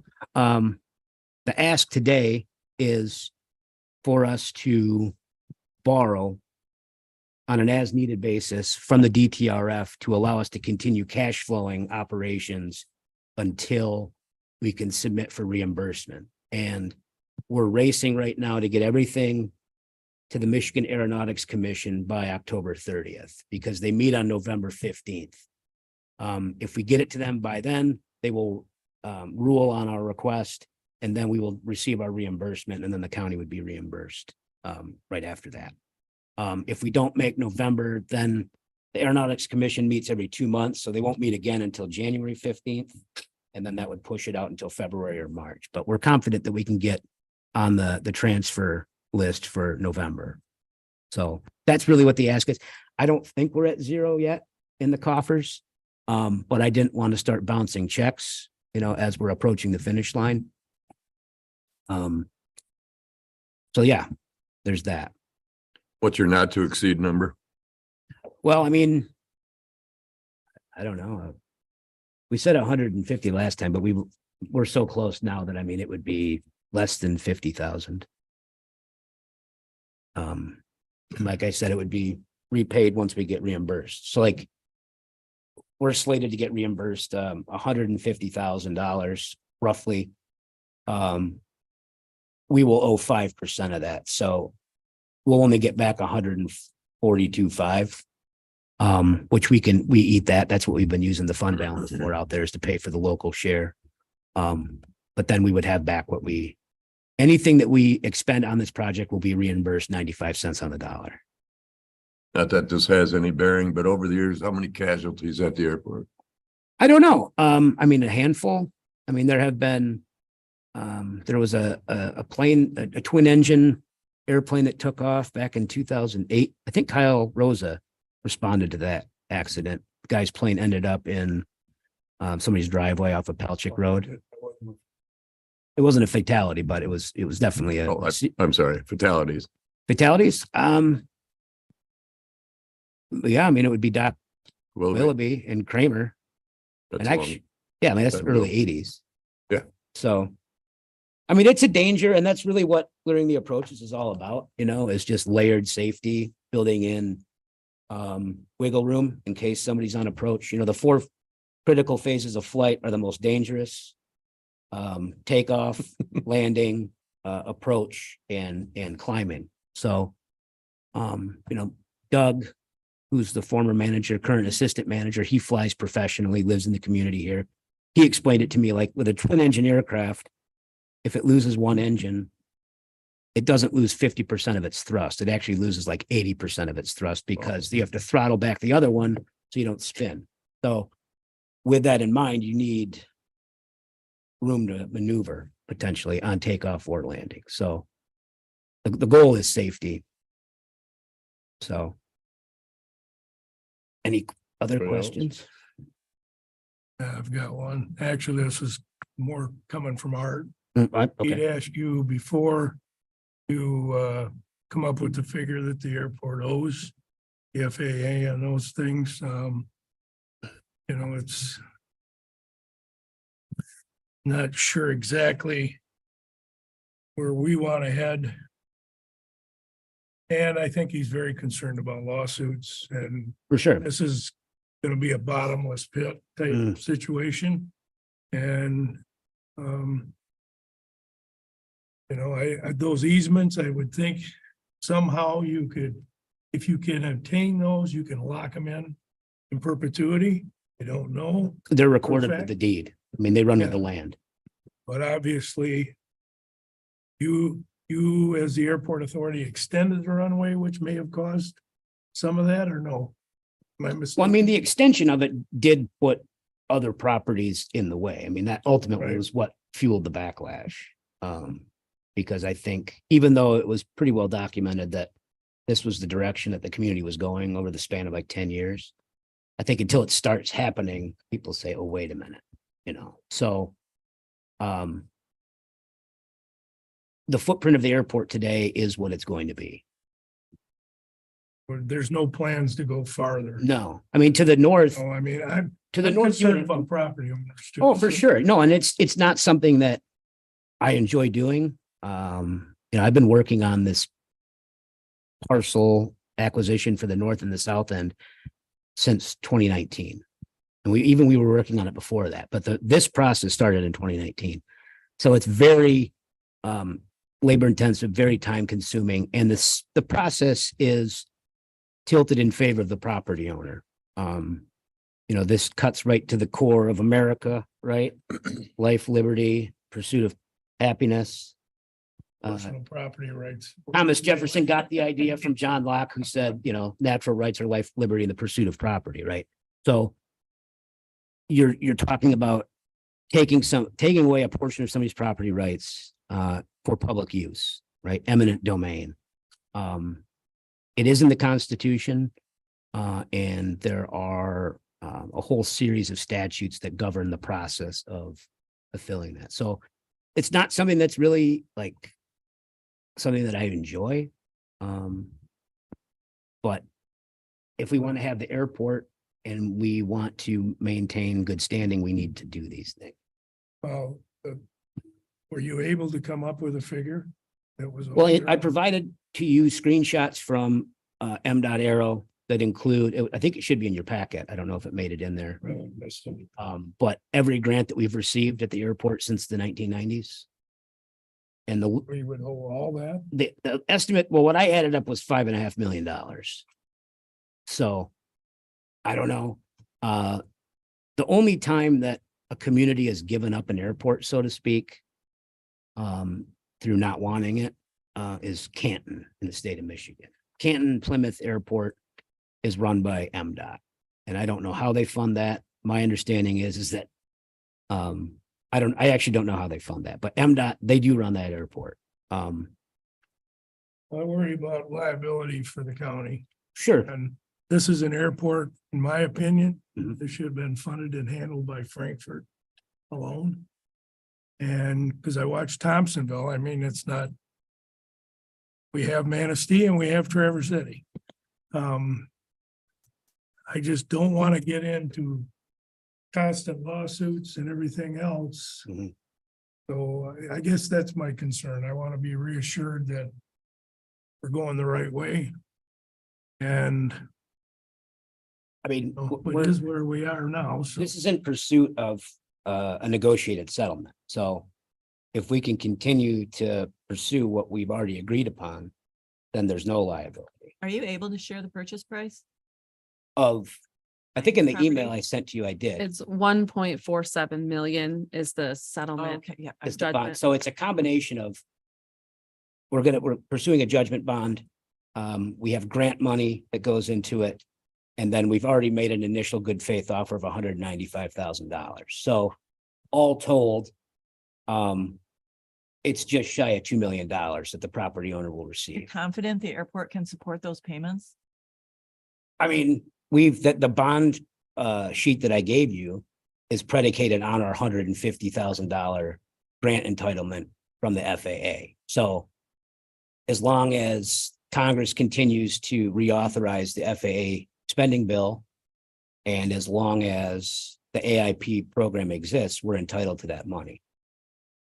As I understand it, the three entities that form the authority for the airport are the county, the city of Frankfurt, and Crystal Lake Township. Crystal Lake Township was a late addition in the mid to late early 2000s, like 2006, I think the article talks about Harwood and I don't know if Pogemeyer was on there at that point, but that's kind of when things went sideways.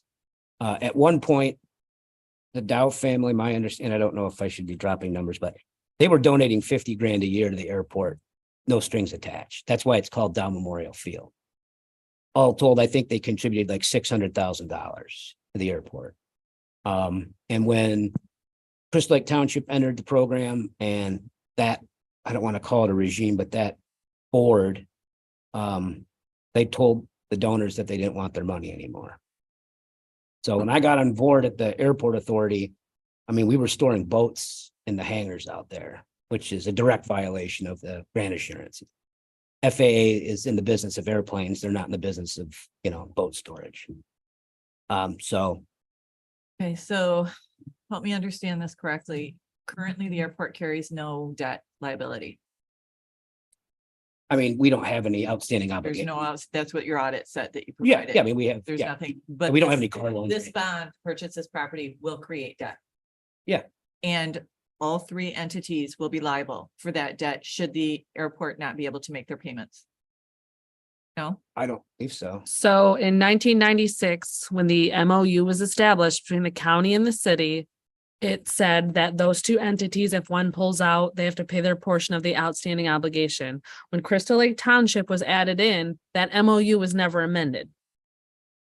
When Crystal Lake was added in, it simply updated the authority's bylaws and added in members of the township. The original MOU, which formed the authority, was never changed.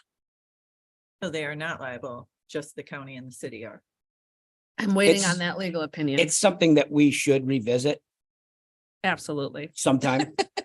But it's, I mean, it is connected, but it's also a separate question, I I guess. believe Art's pursuing the question he is because to dissolve the county's interest in the airport, we would have to pay back any monies we received over. There's a timeline on those. So Corey noted 5 million in some in grants, but there is a timeline on that. So you wouldn't pay back everything. It's whatever's in that. I think it's 20 or 25 years is the timeline. So you wouldn't pay back everything. Some of those have dropped off from the original granting. Does the airport realize any benefit or opportunity by having the county be a part of it? Or could it be sustained and run in the fashion it's been accustomed to with just the township and the city? Yeah, I mean, I don't know. I mean, I've not really spent much time or money or effort investigating that question. When the authority was created, Dave Mead was chairman of the Board of Commissioners, and the determination was made at the time that that was a benefit to Benzie County. What would you say to folks who say, because I have heard this, that the airport serves a very small portion of people who are very well off. Mhm. When we have, as Gary mentioned, airport in Manistee, one in Traverse City and one in Thompsonville, what would your response to that be? Well, I mean, and it's a weird role reversal, I'll say. I mean, I don't normally carry water for, that clientele, certainly, but I know that there's one individual in Crystal Lake Township who uses the airport, who's an advocate for it, who has a property tax bill, I think, of $49,000 a year. So, and actually on the equalization website, there's a sheet that details the top 20 taxpayers in Benzie County, and several of them are frequent users of the airport. So while it is true, I mean, I've only flown out of there a handful of times on somebody else's plane. The first time was with Ted Mick, actually, when he was running for school board. That was a promotional thing he was doing. Yeah, I mean, it's obviously it serves people who have an airplane. I think the vast majority of the people that are at the airport are probably not, living hand to mouth, but I wouldn't consider them, ridiculously wealthy. They have a small airplane that they maintain meticulously and they keep it in the hangar out there and, they go zoom around and then land and go into town and have a beer, I don't know. It was, if you want to, yeah.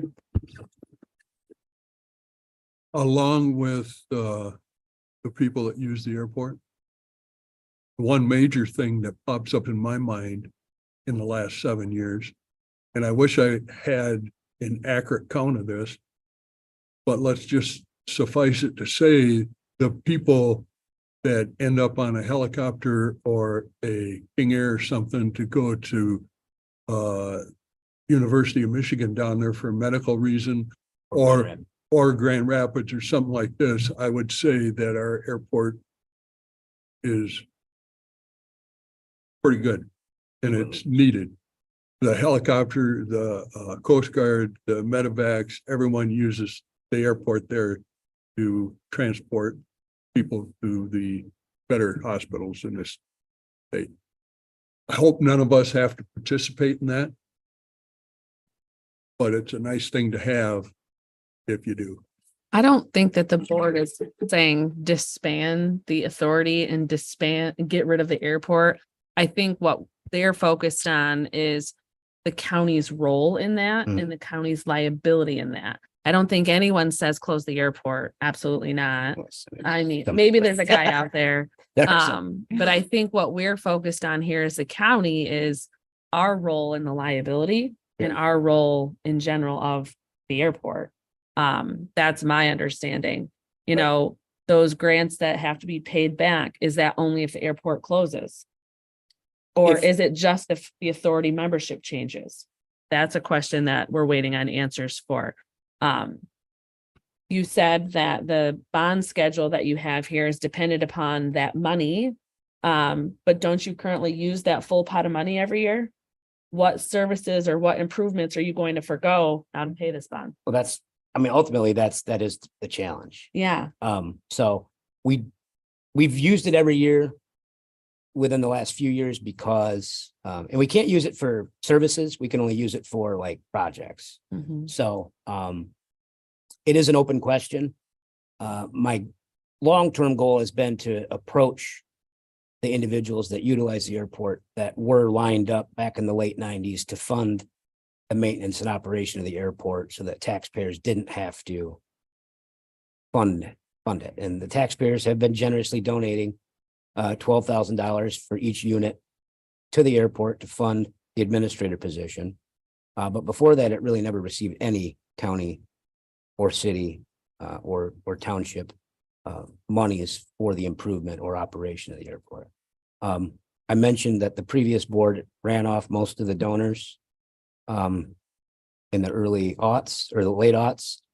And it was that same board that as they were leaving said, hey, oh, by the way, we think that the county, the city and the township should fund this administrator position. So, I mean, had things been able to kind of continue as they were, I wouldn't be here right now. But I get your point. And it's something that I think we can talk about in the future, but like this settlement that we're working on right now has to be finalized. And without the potential for a little bit of cash flow, we're not going to be able to finalize it. And I don't know what happens when that happens. And I'm not looking to find out what happened. Well, and I think the concern though is if you settle, now there's outstanding obligations that the county now has to pay in order to leave the authority. I think that's the other concern. Absolutely. Is where We are part there's of the this authority. game. Yes. If you cannot make these settlement payments, who are you coming to pay that bill? Is it the county? Is it the city? Is it the township? Is it shared? I don't know the answer to that. These are questions that we need answers to in order to make a sound decision. And the reality is, every penny that operates this is tax funded. Well, Whether it's that's- at the federal level or Mhm. whatever, and you're asking us to make a decision that could hold my taxpayers liable, and sorry, I'm having a hard time with this, so. I would just push back though and say that it's not a general fund expenditure. People that use air service in this country end up paying for it. So it's not taxpayer money, although that many taxpayers fly on airplanes, so indirectly it is taxpayer money. It is public money, it's a user fee that goes back and funds. Public money is tax money. Any way you look at it, it's levied on people for certain things.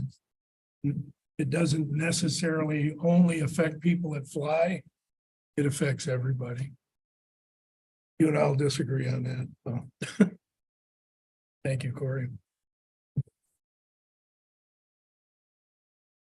You have the opportunity to ask the city of Frankfurt to fund this endeavor.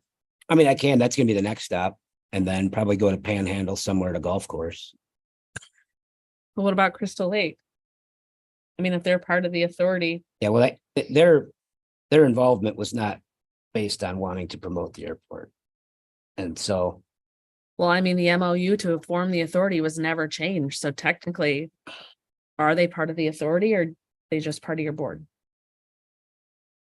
These are all things that really need to be looked at. I mean, the fact that it hasn't been since 2006 when they were added to the board is crazy.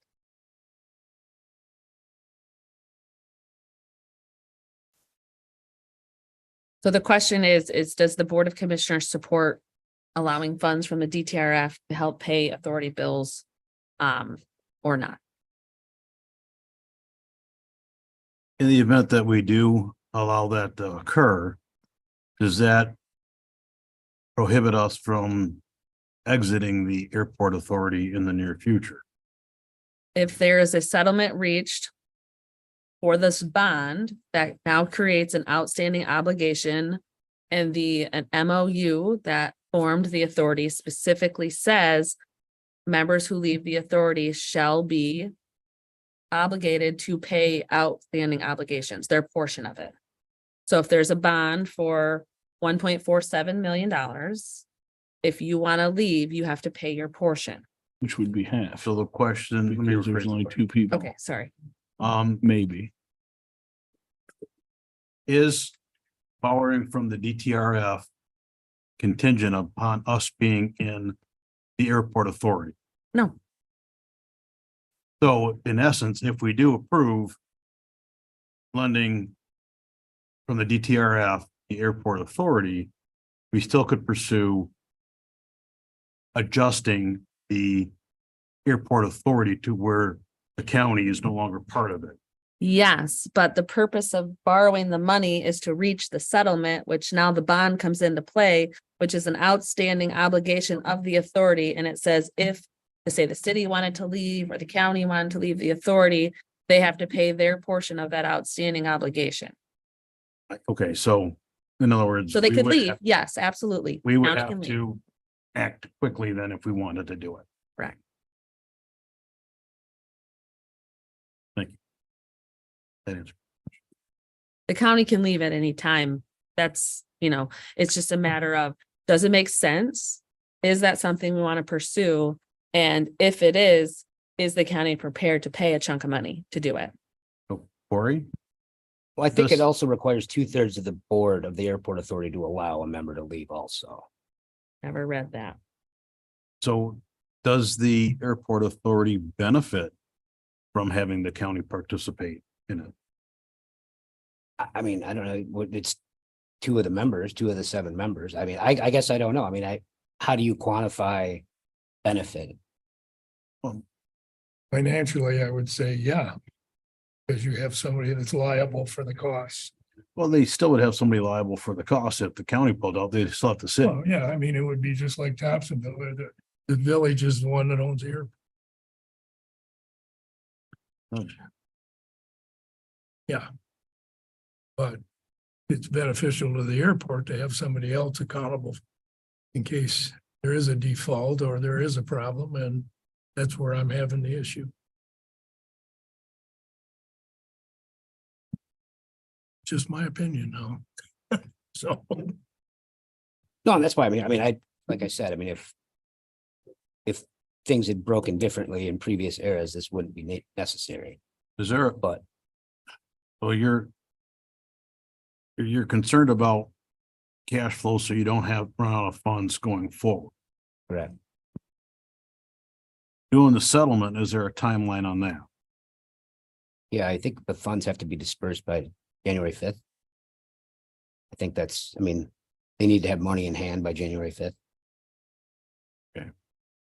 So, and to get that, but you have to be on the November transfer. So what is like months worth of timing actually comes down to like a week. So, but like I said, we're not totally out of money. I can go to the city of Frankfurt and ask them. It's just I don't think it's responsible to proceed knowing that things are dwindling, knowing that we're going to need to continue paying operations, electric bills, and need to buy fuel and all those other sorts. And put all that on hold until we can get reimbursed from MDOT for what we've expended. And I included that in the email that I sent you on Saturday. A list of all the legal fees and engineering fees that we've incurred during the course of this project. That, we had a conference call with MDOT yesterday. They're fully aware of the situation and they're doing everything in their power to help us the best way that they can.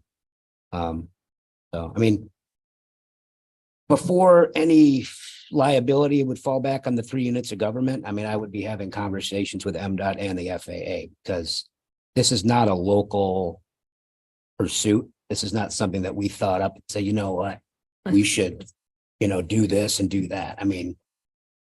MDOT gets an independent allocation from the FAA that's independent of the AIP program that they can direct in whatever way they see fit. So there's the potential in the future that we might have a windfall. The FAA might see a unique situation with us and give us more money. Like I said, there are people in the community that are happy to see what's happened at the airport, that are interested in contributing and being a part of it again.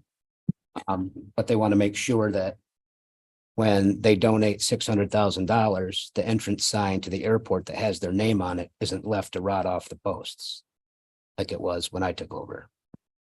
So, I'm not really, I am obviously concerned about a lot of things because I'm a nervous person.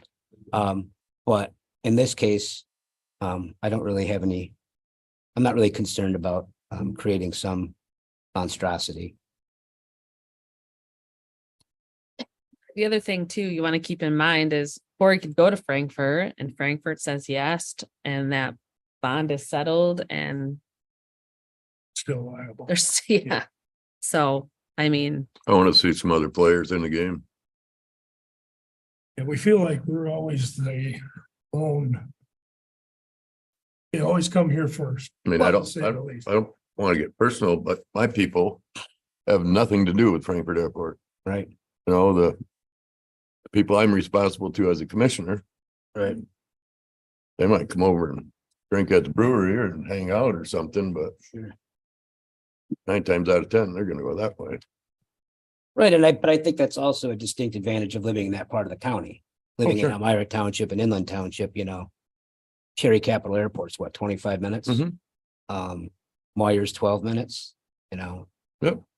If you do City Hall to Cherry Capital, it's an hour and 10 minutes. The hospital, and Frankfurt it's geographically unique. Lake Michigan is obviously a tremendous asset, but it is limiting. We don't have the ability to drive 15 minutes west, take advantage of services in a larger community that might be to the west. So we have a hospital, we have our own police department, we have our own school system, and a lot of those entities have received generous contributions from members of the community to have. So sure. And like I said, when I showed you that map of the NIPIA system, we have the airport over there and it was funded because of its geographic peculiarity. So, no, and I get it, for sure. I would argue, though, that the majority of Frankfurt isn't going to the Frankfurt Airport Authority. They're going to Traverse City See, or one of Manistee. the other. And actually, the Myers and Manistee is much better than Traverse. I mean, but that's for commercial travel, right? I mean, Right. we're talking about general aviation, Right. and, you know, charter flights. Mhm. So, you know, it's up to you.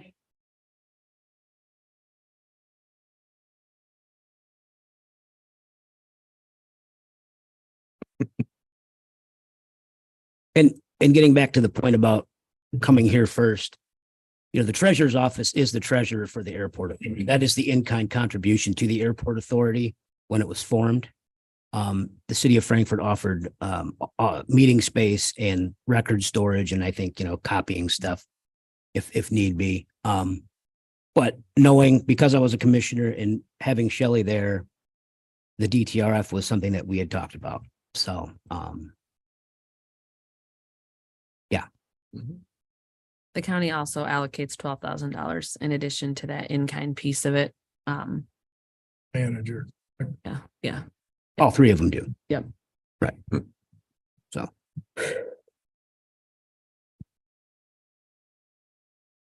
You can also, if you're interested, you could buy the bond as well. And get the juice off of that. I didn't see any response from Shelley over there. If you wanted that. So, again, do we want to allow the cash flow, or do you want them to go to the city of Frankfurt for the ask of funding? Either way, once that bond's in place, you as authority members are obligated to your portion, your share. Yeah, I don't see where if the city of Frankfurt makes a decision or we do, There's, we're out of anything. yeah, So, you're not out of anything. And at the end of the day, we are only beholden to what our agreed contribution is. If, you know, the bond comes in place and Corey says, I can't pay this bond payment, we're only required to make the contribution as written out. You know, we don't have to do more. Are we working on straightening out this MOU with Crystal Lake? Yeah, we definitely need to address the MOU. Because it's pretty spooky in itself. This, yeah, I would just say though that this whole project is consuming basically 100% of the bandwidth for us right now. So, more than happy to revisit it. You know, the unfortunate peculiarity of the condemnation process is that you can't walk away from it. So we made a determination after making the good faith offer in 2019 that we didn't, that wasn't positively received, that we needed easement over the property. And once we committed to that, you know, and during negotiation, our initial good faith offer was just shy of $200,000. Right. And so we went through mediation, and the sums of money that were being thrown around were like, 8 times what we had offered. So being that we didn't have that money available, I didn't feel like I could make that offer. And the mediator asked me, he's like, well, what happens if this goes to court? And I said, well, I can't offer money we don't have. This whole judgment bond thing is something that came up later. And I told him that it would be a bridge that we'd have to cross when we got there. And we went to court, and here I am on the bridge. So. But we won't let you jump. No, and I'm not going to. I got too much going on. So. I don't know if you want to wait or, I think waiting is a problem, correct? Doesn't help. And I don't see the airport going away. Well, that's the other thing. Like, Started in the 1920s. You can say Dedicated- it's not going away. so, and that was, we kind of brushed up against the sort of scenarios that we're talking about right now, right before I took the helm there. We'd been downgraded because a lot of things weren't being taken care of. The runway wasn't being repainted. The MDOT pays 100% of the bill if you participate in the runway painting program. They'll crack seal the runway, 100% reimbursed. They've done it twice in the last 7 Yeah, years. and that helps preserve the long-term health of the asphalt surface out. The previous board was not doing that, you know, so the markings on the runway were worn almost completely off. If you were flying in there, you didn't even know, you know, what the marking designations were. So the airport was downgraded and they gave us a punch list of things that we needed to do to get back in their good graces. And we've done that and we've regained our provisional license. That license is provisioned on us continuing to make progress. So if the airport authority goes away, I don't know. I mean, that airport's not going away. I don't, and unless somebody wants to pony up money, you know, millions of dollars. And if the FAA signs off on it, which I think they've done it one time out of all the thousands of airports in the country. And then just, so if the FAA signs off on it, and if a member in the community ponies up the money and buys it and then turns it into cow pasture, then I guess that technically could happen, but short of that, it's not going away. Doesn't look like a real good farming spot to begin with. There are cows out there. That's just me. There are cows out there. No cattle will go anywhere. One of the things that Court touched on too was the painting and the crack sealing. That's been done twice in the last 7 years. In the last inspection we had, talking to MDOT inspector. Before we went out on the runway, he says, well, you guys' runway is old enough, probably gonna have to start thinking about surfacing. Went out there and inspected it. Can't believe it. Runway's 20 years. Like 12. So we, in the last 7 years, we've been taking an excellent care of it. As long as you're doing the maintenance, a lot of that stuff will last a lot longer. And So Elmer's did a good job it's when they put it important. down. Yeah, And I remember when they were doing that. So, it's an issue for the future. what's that? Elmer's. Yeah. Because they're not here anymore on us. Oh, they're not. Oh, yeah, they're part of whatever Reith Riley. Reith Riley Cooperative. Yeah. Uh, I didn't mean to consume this much time. Well, I'm glad you did, because I Yeah. had a hard time. Yeah. Grasping this since it started. And the history, and I really liked your presentation. You brought a lot out. I did skim through the packet, but obviously didn't catch everything and I wanted to give you some context. You know, this question about county airport has been in the offing for quite some time. There's one article in there that discussed a location south of Benzonia. And I don't know if they were talking about like where the old BNL bar was. That was talked about.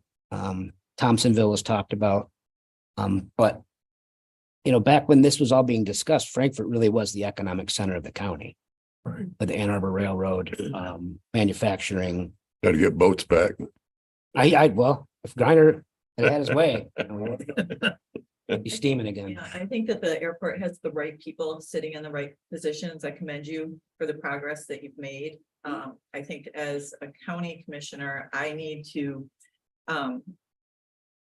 really wrestle with the idea of should this be a city township airport with philanthropic support renewed, like the way that it used to have, because right now I'm really struggling with the idea that the county is just setting itself up and continuing in an authority where the only thing it can do is incur liability should things go wrong.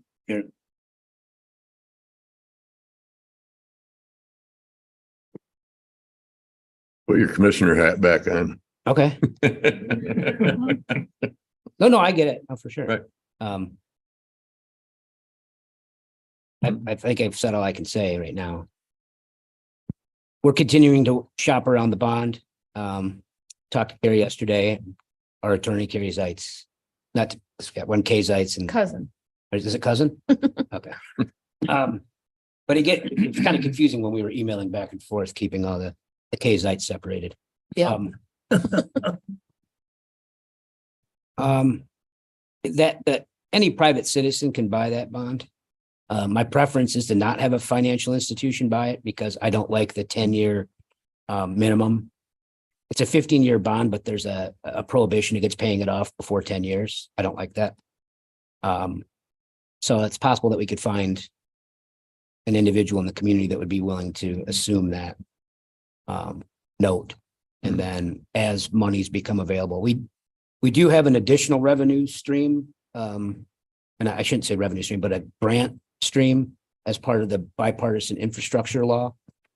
That is at least committed until 2026. We'll see.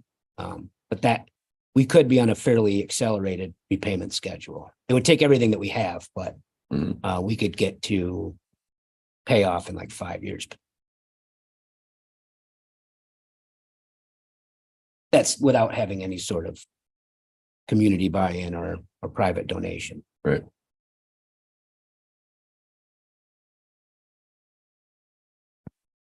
What does the board want to do? I don't believe anybody wants to make a motion.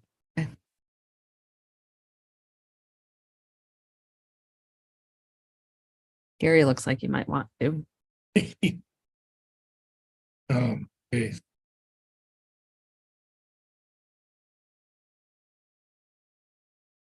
I don't see a way out, don't but either. I do, I mean, the liability piece kind of rough to swallow.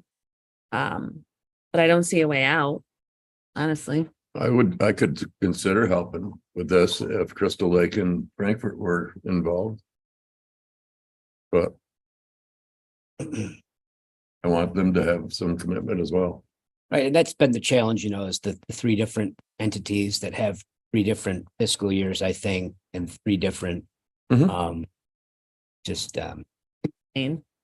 yeah, I mean, and it, with Shelley being the treasurer, and Kelly, I mean, the list of invoices that we have provided you was put together by Kelly in the treasurer's office. All the grant money that we received goes to Kelly and Shelley, and they deposit it for us, and they, all of our, so, I mean, on the one hand, it makes sense to me. Right. From a practicality standpoint, but I do understand Well, the other aspect of it as well. our next one would be the 14th. Is that right? That passes that October 30th deadline though. Oh, So would the board be more apt to say yes? If they committed to pursuing Frankfurt and Crystal Lake for monetary assistance as well? I can't speak for the board, but I would consider it. I would too. and at the same time, straighten the MOU out. Yep. But, Let's yeah. just, can we at least get this settled before Oh, we yeah, start like, talking we'll- about withdrawing from the airport I authority? think Because that's I don't part of think it. investors- withdrawing. I don't think that we would withdraw at this point. I don't think there's Right. monetarily possible. But we at least need to get this relationship squared Oh, away for with all sure. 3 Most entities. definitely. And maybe what made sense in 96, 97 doesn't make sense in 2023. I don't think it does. Totally get it. But Let me throw this out. okay, good. As the airport administrator manager. As chairman of the board setting. How about we just say that we'll.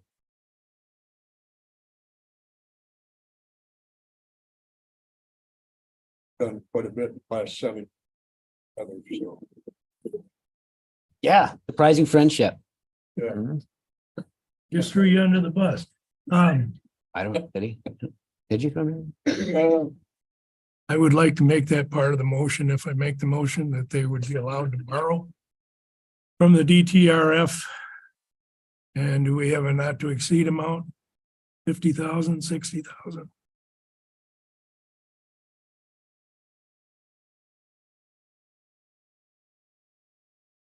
Okay,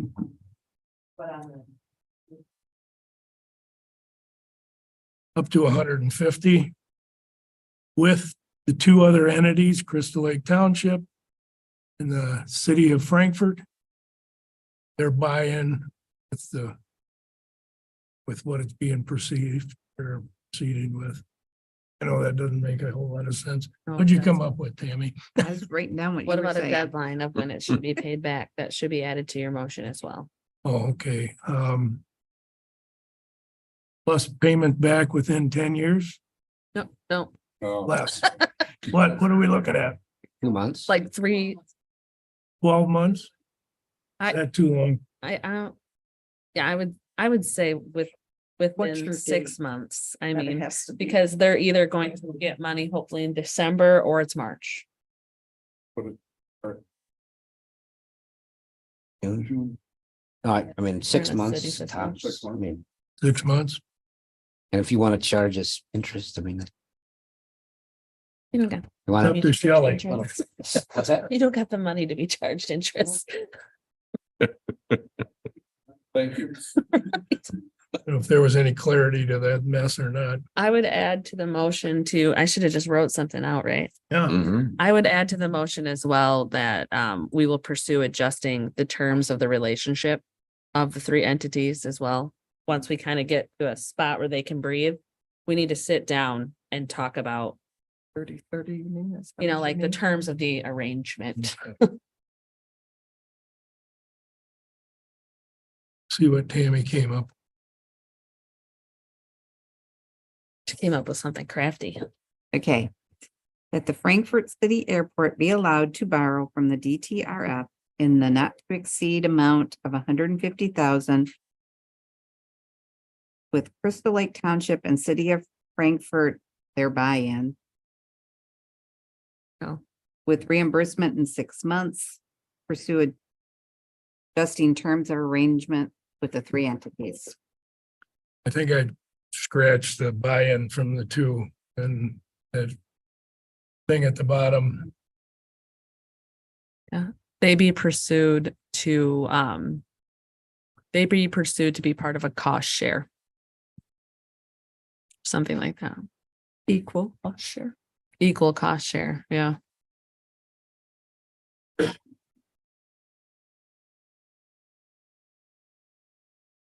Okay.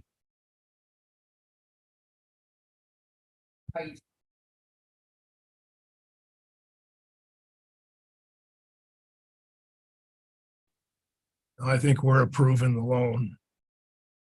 Regardless, but, well, the other part, yeah. Yeah. One way or another, we're Then why gonna did they say yes? just to rectify that. Those other 2 entities at this point have no incentive to participate. Right, And if we're funding gonna, this. yeah, if we're gonna say it we'll anyway. do it, whether they say yes or no, then why would they say yes? Which is okay, just We don't have any leverage on them anyway, but we could have in the future. I don't see any way we're gonna go around it, I guess is where. We don't have a second yet anyway, so. I would second that.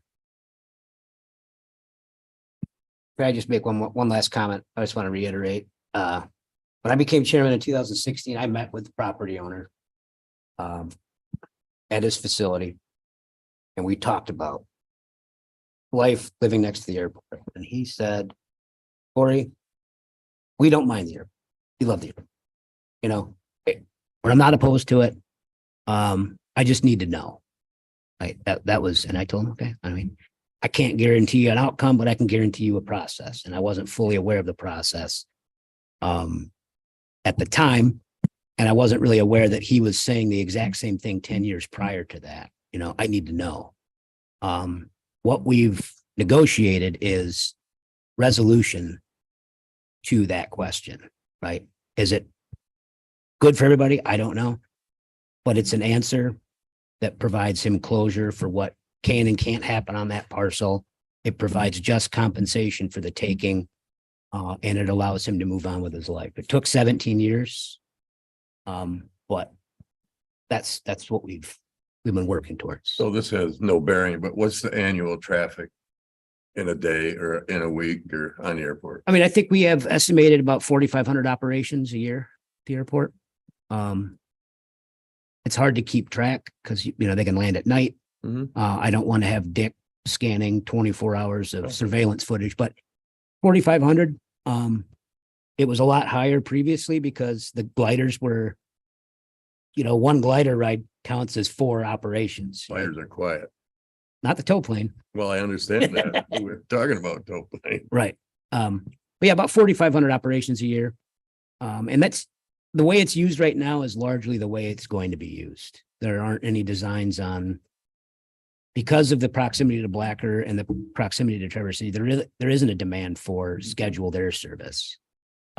It's mainly to provide people who are into general aviation a place to have their airplane, and it's a place for people of means to fly in and out. Air travel really is like a form of time travel. So I just wanted to make sure that it was understood that my whole focus for the last 7 years has been to deliver an answer to a business owner in the community that's been left in limbo by a process that is about as impersonal as you can possibly get. Like trying to get answers out of the FAA or MDOT is like, it's difficult. So. Well, I know what it's like living on an approach. My property is on the direct east-west approach to Cherryland. Oh, yeah, for So, sure. Anything going west is already 3,000 feet. Normally, anything coming is at 1,000 feet. Sure. So, landing gears down, starting to come down when they come across me. So, Yeah. and it does, I mean, I don't even know what's there. So, And we have somebody that lives near the runway that Mhm. they love it. I mean, it's like an air show every summer. Mhm. But we have other people that, you know, they don't like it. so the air show that happens in Wisconsin every year, I Oshkosh. fly in. There were 2 sets of 6 local planes that flew out of Traverse City, and I tracked them all the way to Oh, yeah. Wisconsin. Our vice chair, Ken, I mean, he has a condo in Florida on one of these like airport Yeah. parks. And he wheels out to the airport in November and wheels his plane out, and parks his van inside, and off he goes for the winter, you know, flies himself down to Mhm. Florida. So he's been flying since he played football in college. I call for the question. All right, Gary's got a motion. Is there support? Karen. I'm sorry, Karen supported. I do, no, get me reminded. So there's a motion and support. Roll call, please. Nye, No. Roloffs, No, Sauer, Yes. Worsakki, No. Cunningham, Yes. Markey. Yes. It's even. Fails. Okay. Well, we'll go back to the drawing board and see what we come up with. Thank you.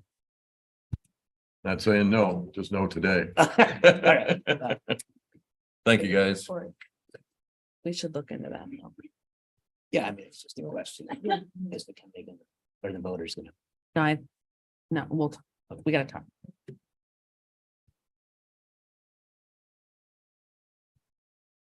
You can just leave it there. We'll take care of it.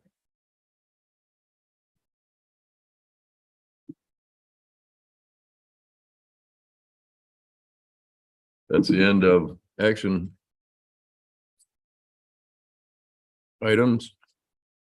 There was no study session on the 10th. Committee appointments.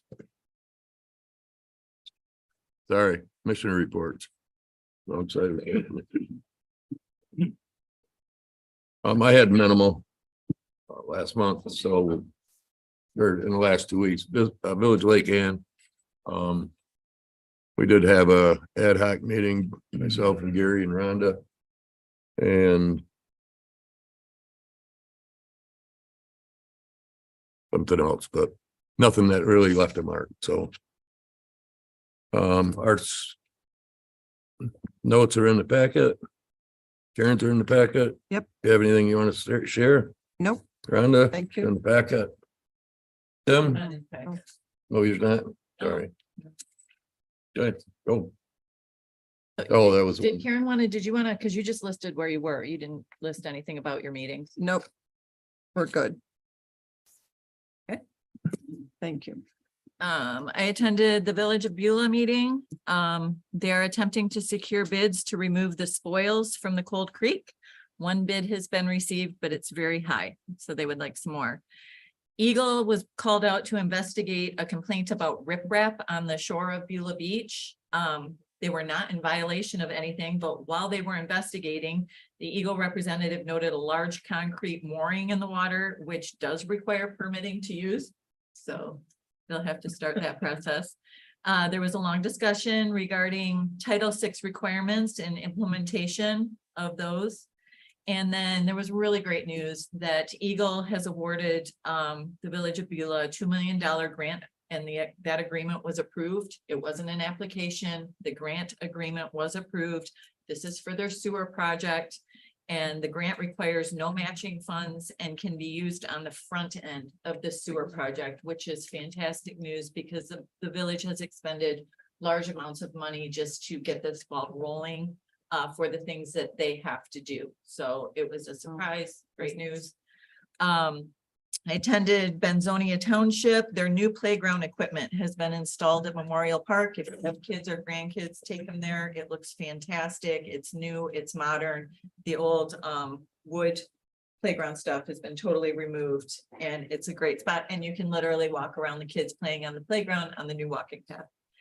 The DNR, Gary reported on the meeting that was held, the public hearing about the no wake area on the Betsy River, and it was reported at the township meeting that the DNR will accept email comments until October 28th regarding consideration of a no wake at portions of Betsy River. Those concerns would need to be sent to DNR/LED/rec@mich.gov. The committee at the township is looking into attorney options, but continue to use Tim Figura. And they did approve the application for an unused liquor license. I attended the Central Wellness Board meeting. The terms micro city and micro populace being used to describe Benzie County have been dismissed. These were terms that were taken from insurance jargon that should not have been applied to our area. We were given a HAB waiver presentation, $5 million of Medicaid received to our community, our HAB waivers. And then we went over the services that are provided within this funding. Johnston shared, again, talking about the mental health officer collaboration, that the goal of the mental health law officer is to reduce incarcerations and hospital admissions with officer training and day crisis services through Central Wellness. I attended 2 Headley Reset ad hoc committee meetings. The discussions regarding the Headley Reset versus Headley Override. We talked about that. We talked about the resolution of support and separate millage bundling options, which are all in our packet. I attended the Building and Grounds meeting. The elevator replacement is required due to state code changes, and options about that were discussed. And then we quotes presented for building signs along US 31 and campus wayfinding signs, which were reviewed. You'd think that'd be really simple, but it was talked about for a long time. Should they be lit? Should they be unlit? What size should they be? So those are still under consideration. I attended the EDC meeting. There was a lengthy discussion regarding the community coordinator position. And then Tim Malone from Cherry Capital gave an update on Benzie Internet for All effort.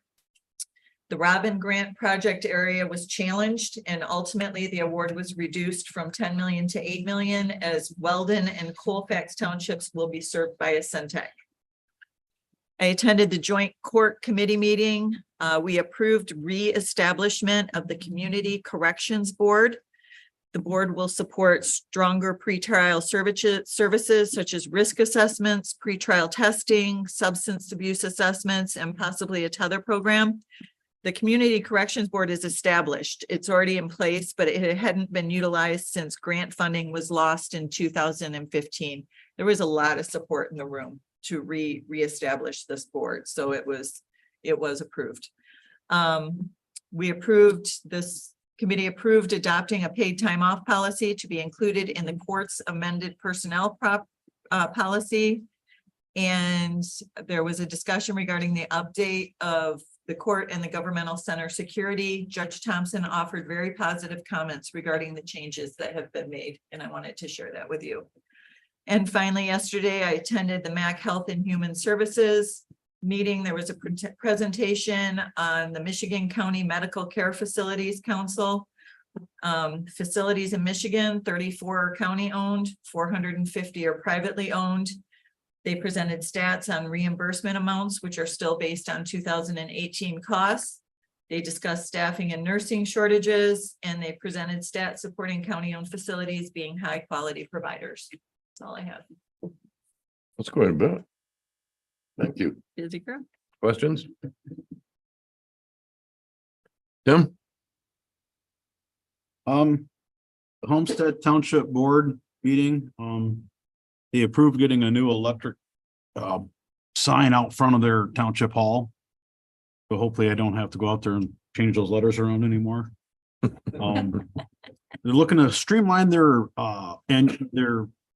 board meeting by using a consent agenda, which the board's starting to work together better than they did in the past. Good. Which is fantastic to see.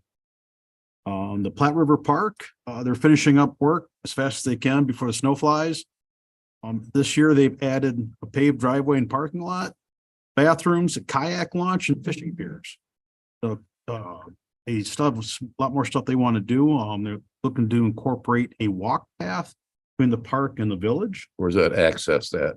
off of, Indian Hill? Indian Hill I see. on the north side of the river. Okay.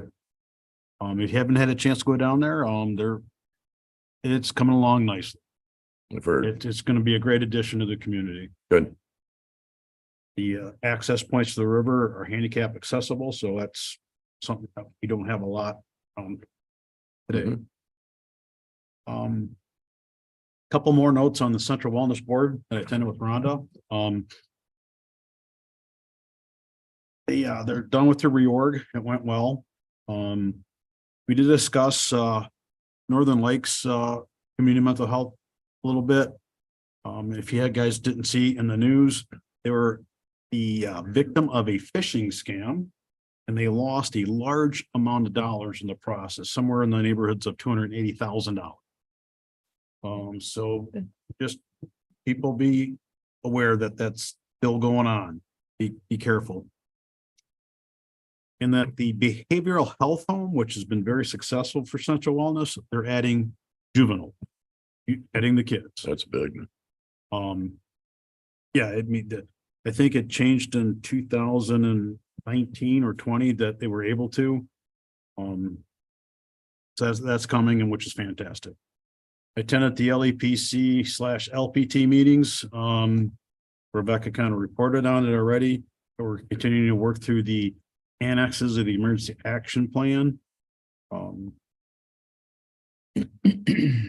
of the ad hoc millage discussion with them, we'll be talking about a little bit later. Benzie Senior Resources, their board meeting packet was in our packet. They had two board members resign. One is still going to be active in committees. But they already have another member coming on board, hopefully. Very nice board to work with. They're very active. They do participate a lot. Their whole board does. So it's actually one of the meetings I look forward to going to. I attended the MAC Judiciary and Public Safety Committee meeting. You had a presentation from Carl Hawkins. He is the president of the Michigan Association of Medical Examiner. Basically gave us a history of how that medical examiners came to be in the state of Michigan, and what they're required to do. It was just pretty informational. There was no ask. It was just, here's this information, how this stuff works. We spent a fair amount of time discussing House Bills 5120, 5121, 5122, and 23. That is permitting the utility scale renewable energy facilities from the local level to the state. MAC is definitely against transferring local authority to the state. They're working hard trying to stop it, but we were told that this is Governor Whitmer's high priority. And it's probably going to go through no matter what they do. Regardless, everybody's against it, still going to go through. That's all I have. Question for Tim? Evan? had, excuse me, like township meetings, Colfax Township, just business as usual there, Inland Township, they're talking about enacting a fire ordinance for all the newer businesses to put Knox boxes on their businesses. And they're also having a Halloween trunk or treat at the Township Hall from 5 to 7 on Halloween. Then last night, Parks and Rec, not a lot to report from that last night, other than there's no November meeting. There's a December meeting that was moved to the 11th of December. And then the Trailhead project in Thompsonville received an MEDC grant for $364,000. Question for Evan? Carrie? One for you, though. Are you guys doing something on the 11th? November? I'll wait for you to finish up and then I'll. Yes. Okay, I figured you were. I just didn't hear you say anything about it.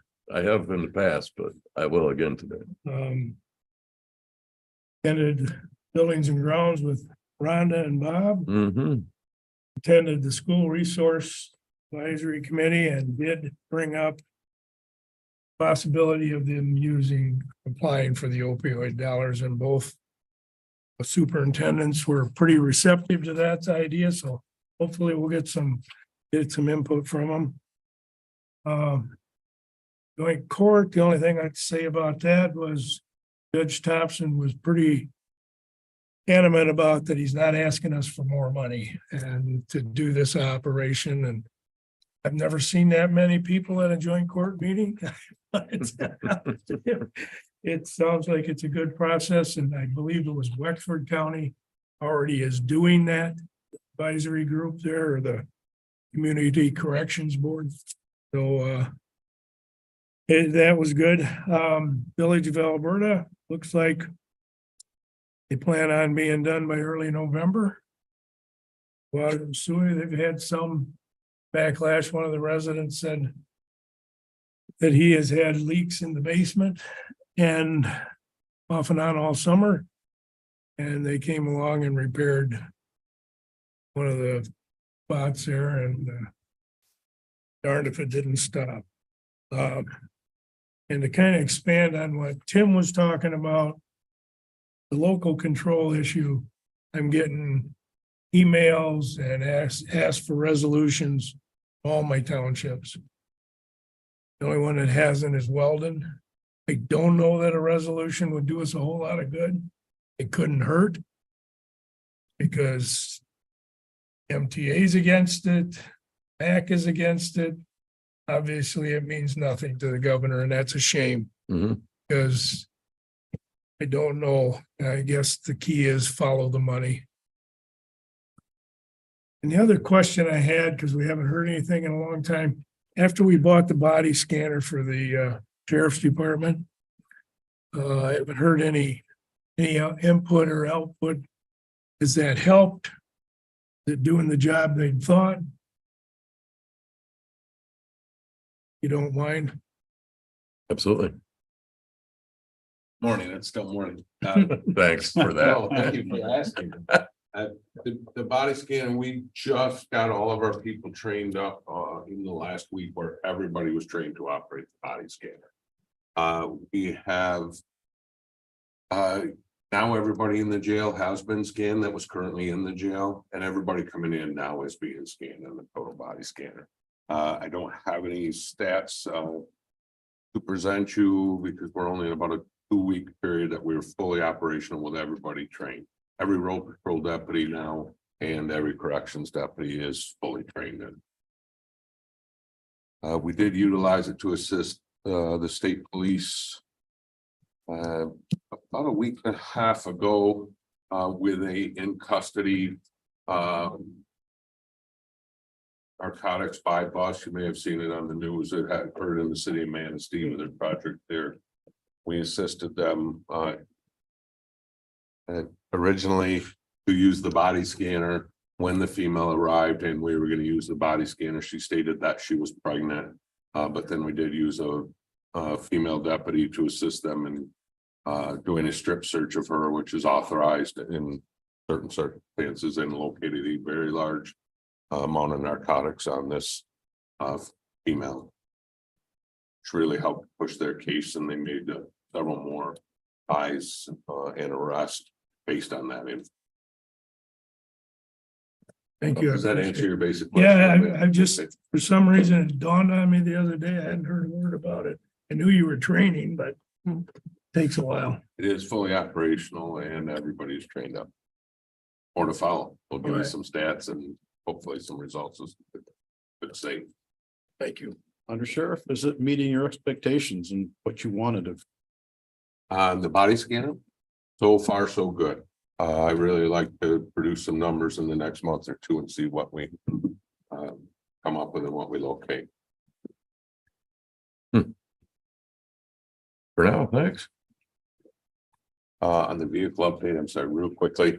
It is on my bid right now. That's the one that had the engine problem. It ends a week from today, so we'll see where we're at there. We're over, I don't know, 3,200 right now as of this morning. Which for that vehicle is already happened. Sure. Good. Thank you. Thanks.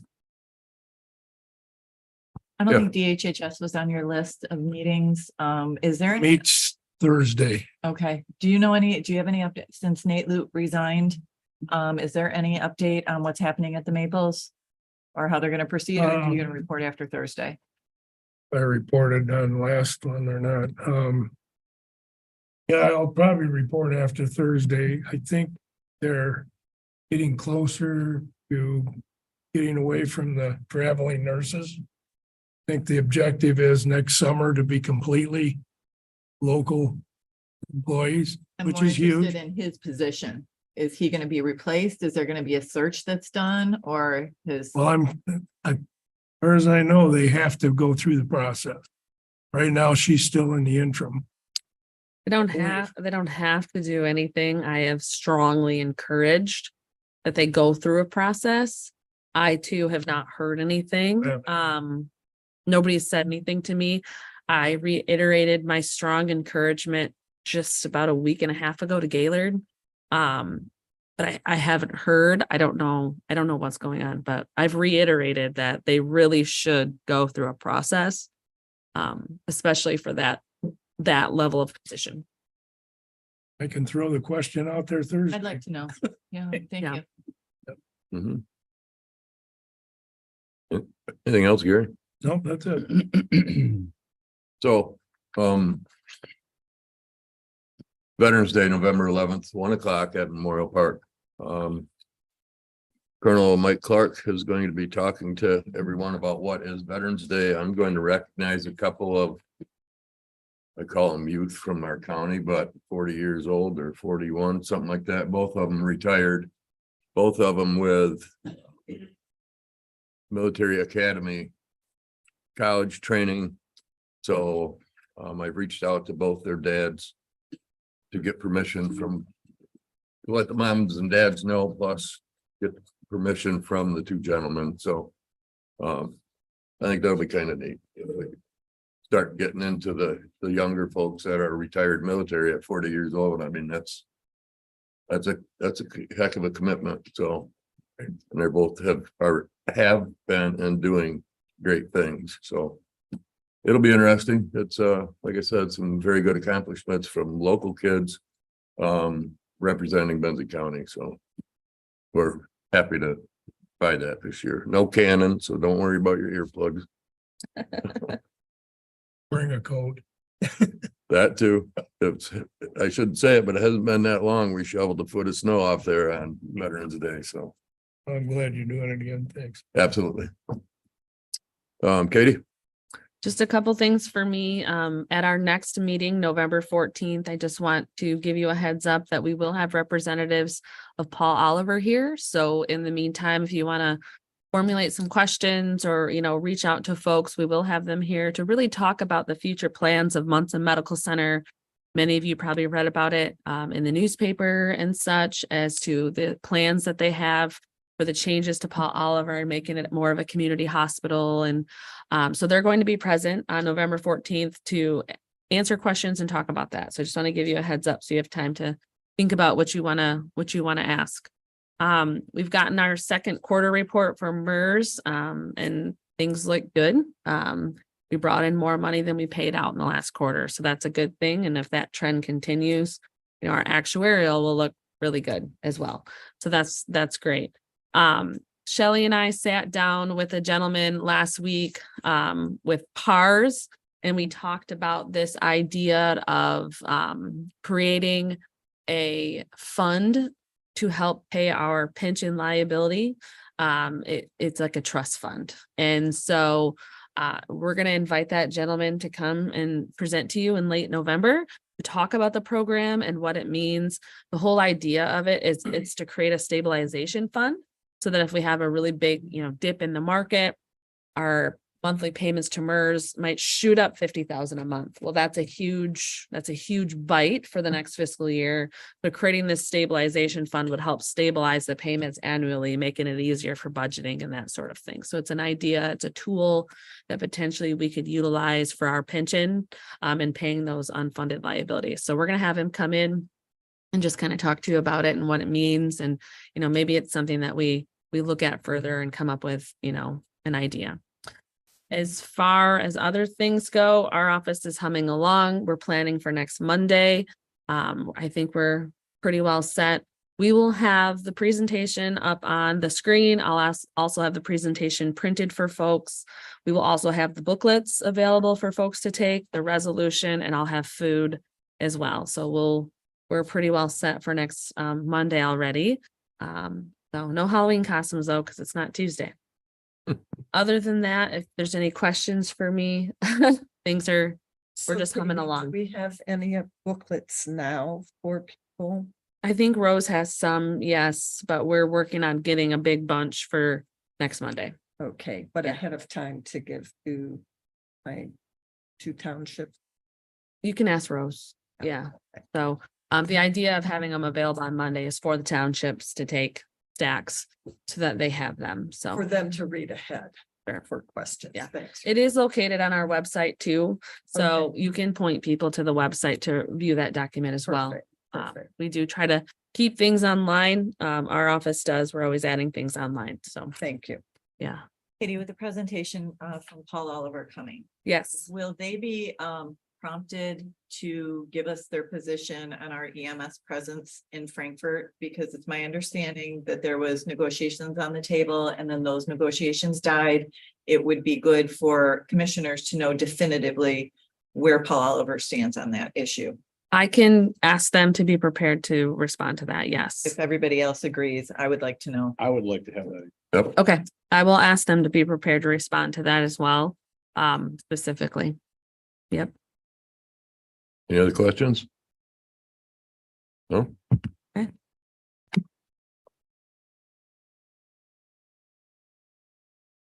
No committee appointments, unfinished business. So I'm gonna guess that just that little talk right there was about, That was about Headley and the millage. So we included the minutes from the ad hoc committee meeting that we had that the 3 of you did give a highlight on. So at that ad hoc committee, we talked about bundling. That's been, the topic of conversation quite a bit as we talk about Headley and moving forward is bundling. What would we bundle? What wouldn't we bundle? And so you can see in the minutes, we did some pretty detailed minutes this time around, so you guys could really see what we talked about. And so you'll see in the minutes, in the light green color is in a perfect world, this is what would be bundled into the general fund if we reset the general operating millage. So then those smaller tax levies would go away. And then in the yellow is what would stay out. And then we also talked about what if Headley doesn't happen? What if we don't pursue it, or what if it fails? What could we do then? And we talked about pursuing a public safety millage to really bundle in a lot of those small, because a majority of our small millages are public safety. So maybe pursuing a public safety millage in lieu of resetting the general operating millage to bundle those millages so there's not so many. And that public safety millage would pull the jail out of the general fund, put it in that public safety millage, which would then clear up almost $2 million in the general fund for additional services and those sorts of things. So all brainstorming ideas. We'll see where we land. But that was kind of the bulk of what we talked about at that ad hoc committee meeting. So I think we'll have much more clear direction after Monday as to where we're going with things. After we've spoke with the township, asked for their buy-in with that resolution. And then we'll have a pretty clear pathway forward as to what, when, how, why, and where. Cool. So if there's any Important that questions. People understand that bundling means we're gonna pull those back into the general fund. So those Correct. ones that are considered being levied, we would set them at 0 and pull them into the general fund, which would offset the amount of adjusted millage for the general fund that would actually be needed. So while 3.34, where we're at, would be reset to 5.29. We would be pulling in millages that were à la carte. And we would be able to use that money to the highest level and Leverage. right, and leveraging it. So Well, it's yeah, and the whole idea of it is to make that money more free to use. Mhm. So, right now we have these special millages, as you all know, and that money's very, very specific. So if we have a shortage in animal control and a surplus in drug enforcement, we can't use the money in drug enforcement to help offset animal control to balance. And so the idea of pulling these items into the general fund is we, as the board, we can, move the money around to balance out the bottom line because they're general fund dollars. So the it's giving reset- us that flexibility. right. And the reset to 5.29 does not mean that the full 5.29 would have to be levied. Correct. So those are very important points. to Absolutely. understand. Yep, it's an up to. Was there any other questions on the minutes that were included in the packet? Or about Monday in general, anything else? Otherwise, we'll be ready. The only one. All right, I don't see any new business in presentations. Bring this to our final public comment. Anybody? Close public comment. Come on up. I do plan on coming to the December study session. So we can get a little bit more involved with you understanding what Grow Benzie is doing. But over the course of the next month and a half, I guess I would encourage you to recognize how much you support the infrastructure. We always want to support infrastructure and how the value of a new tower is, or how an engine of a car is. But kind of think about what is the social infrastructure of Benzie County? What do we rely on in the next 5-10 years for that social infrastructure? What partnership you have with the government in the community for supporting these social initiatives? And then also, when we talk about systems, it gets confusing. Here you might bring up the amount of dollars, or I guess in general, how much we were paying the road commission versus a Corey Carlin, versus how much money we get from a taxpayer, from a guy who owns an airplane. It's very complex, and how we see the value of social services in the community. That's what we've been working on at Grow Benzie, is how do we figure out the value of the social infrastructure of Benzie County and what our needs are. And that's what we've been working on specifically for the last 5 years. So I look forward to some back and forth, and again, open for any conversations in the meantime. Thank you so much. Thanks for your attention to that Frankfurt. That presentation, you were all paying attention. Good work on that. Thanks, John. Thanks, John. Any other public input? Now we'll close public input at 12:04. Motion to adjourn. Yeah, boy, I've been missing that part. There you go. All those in favor say aye. Aye.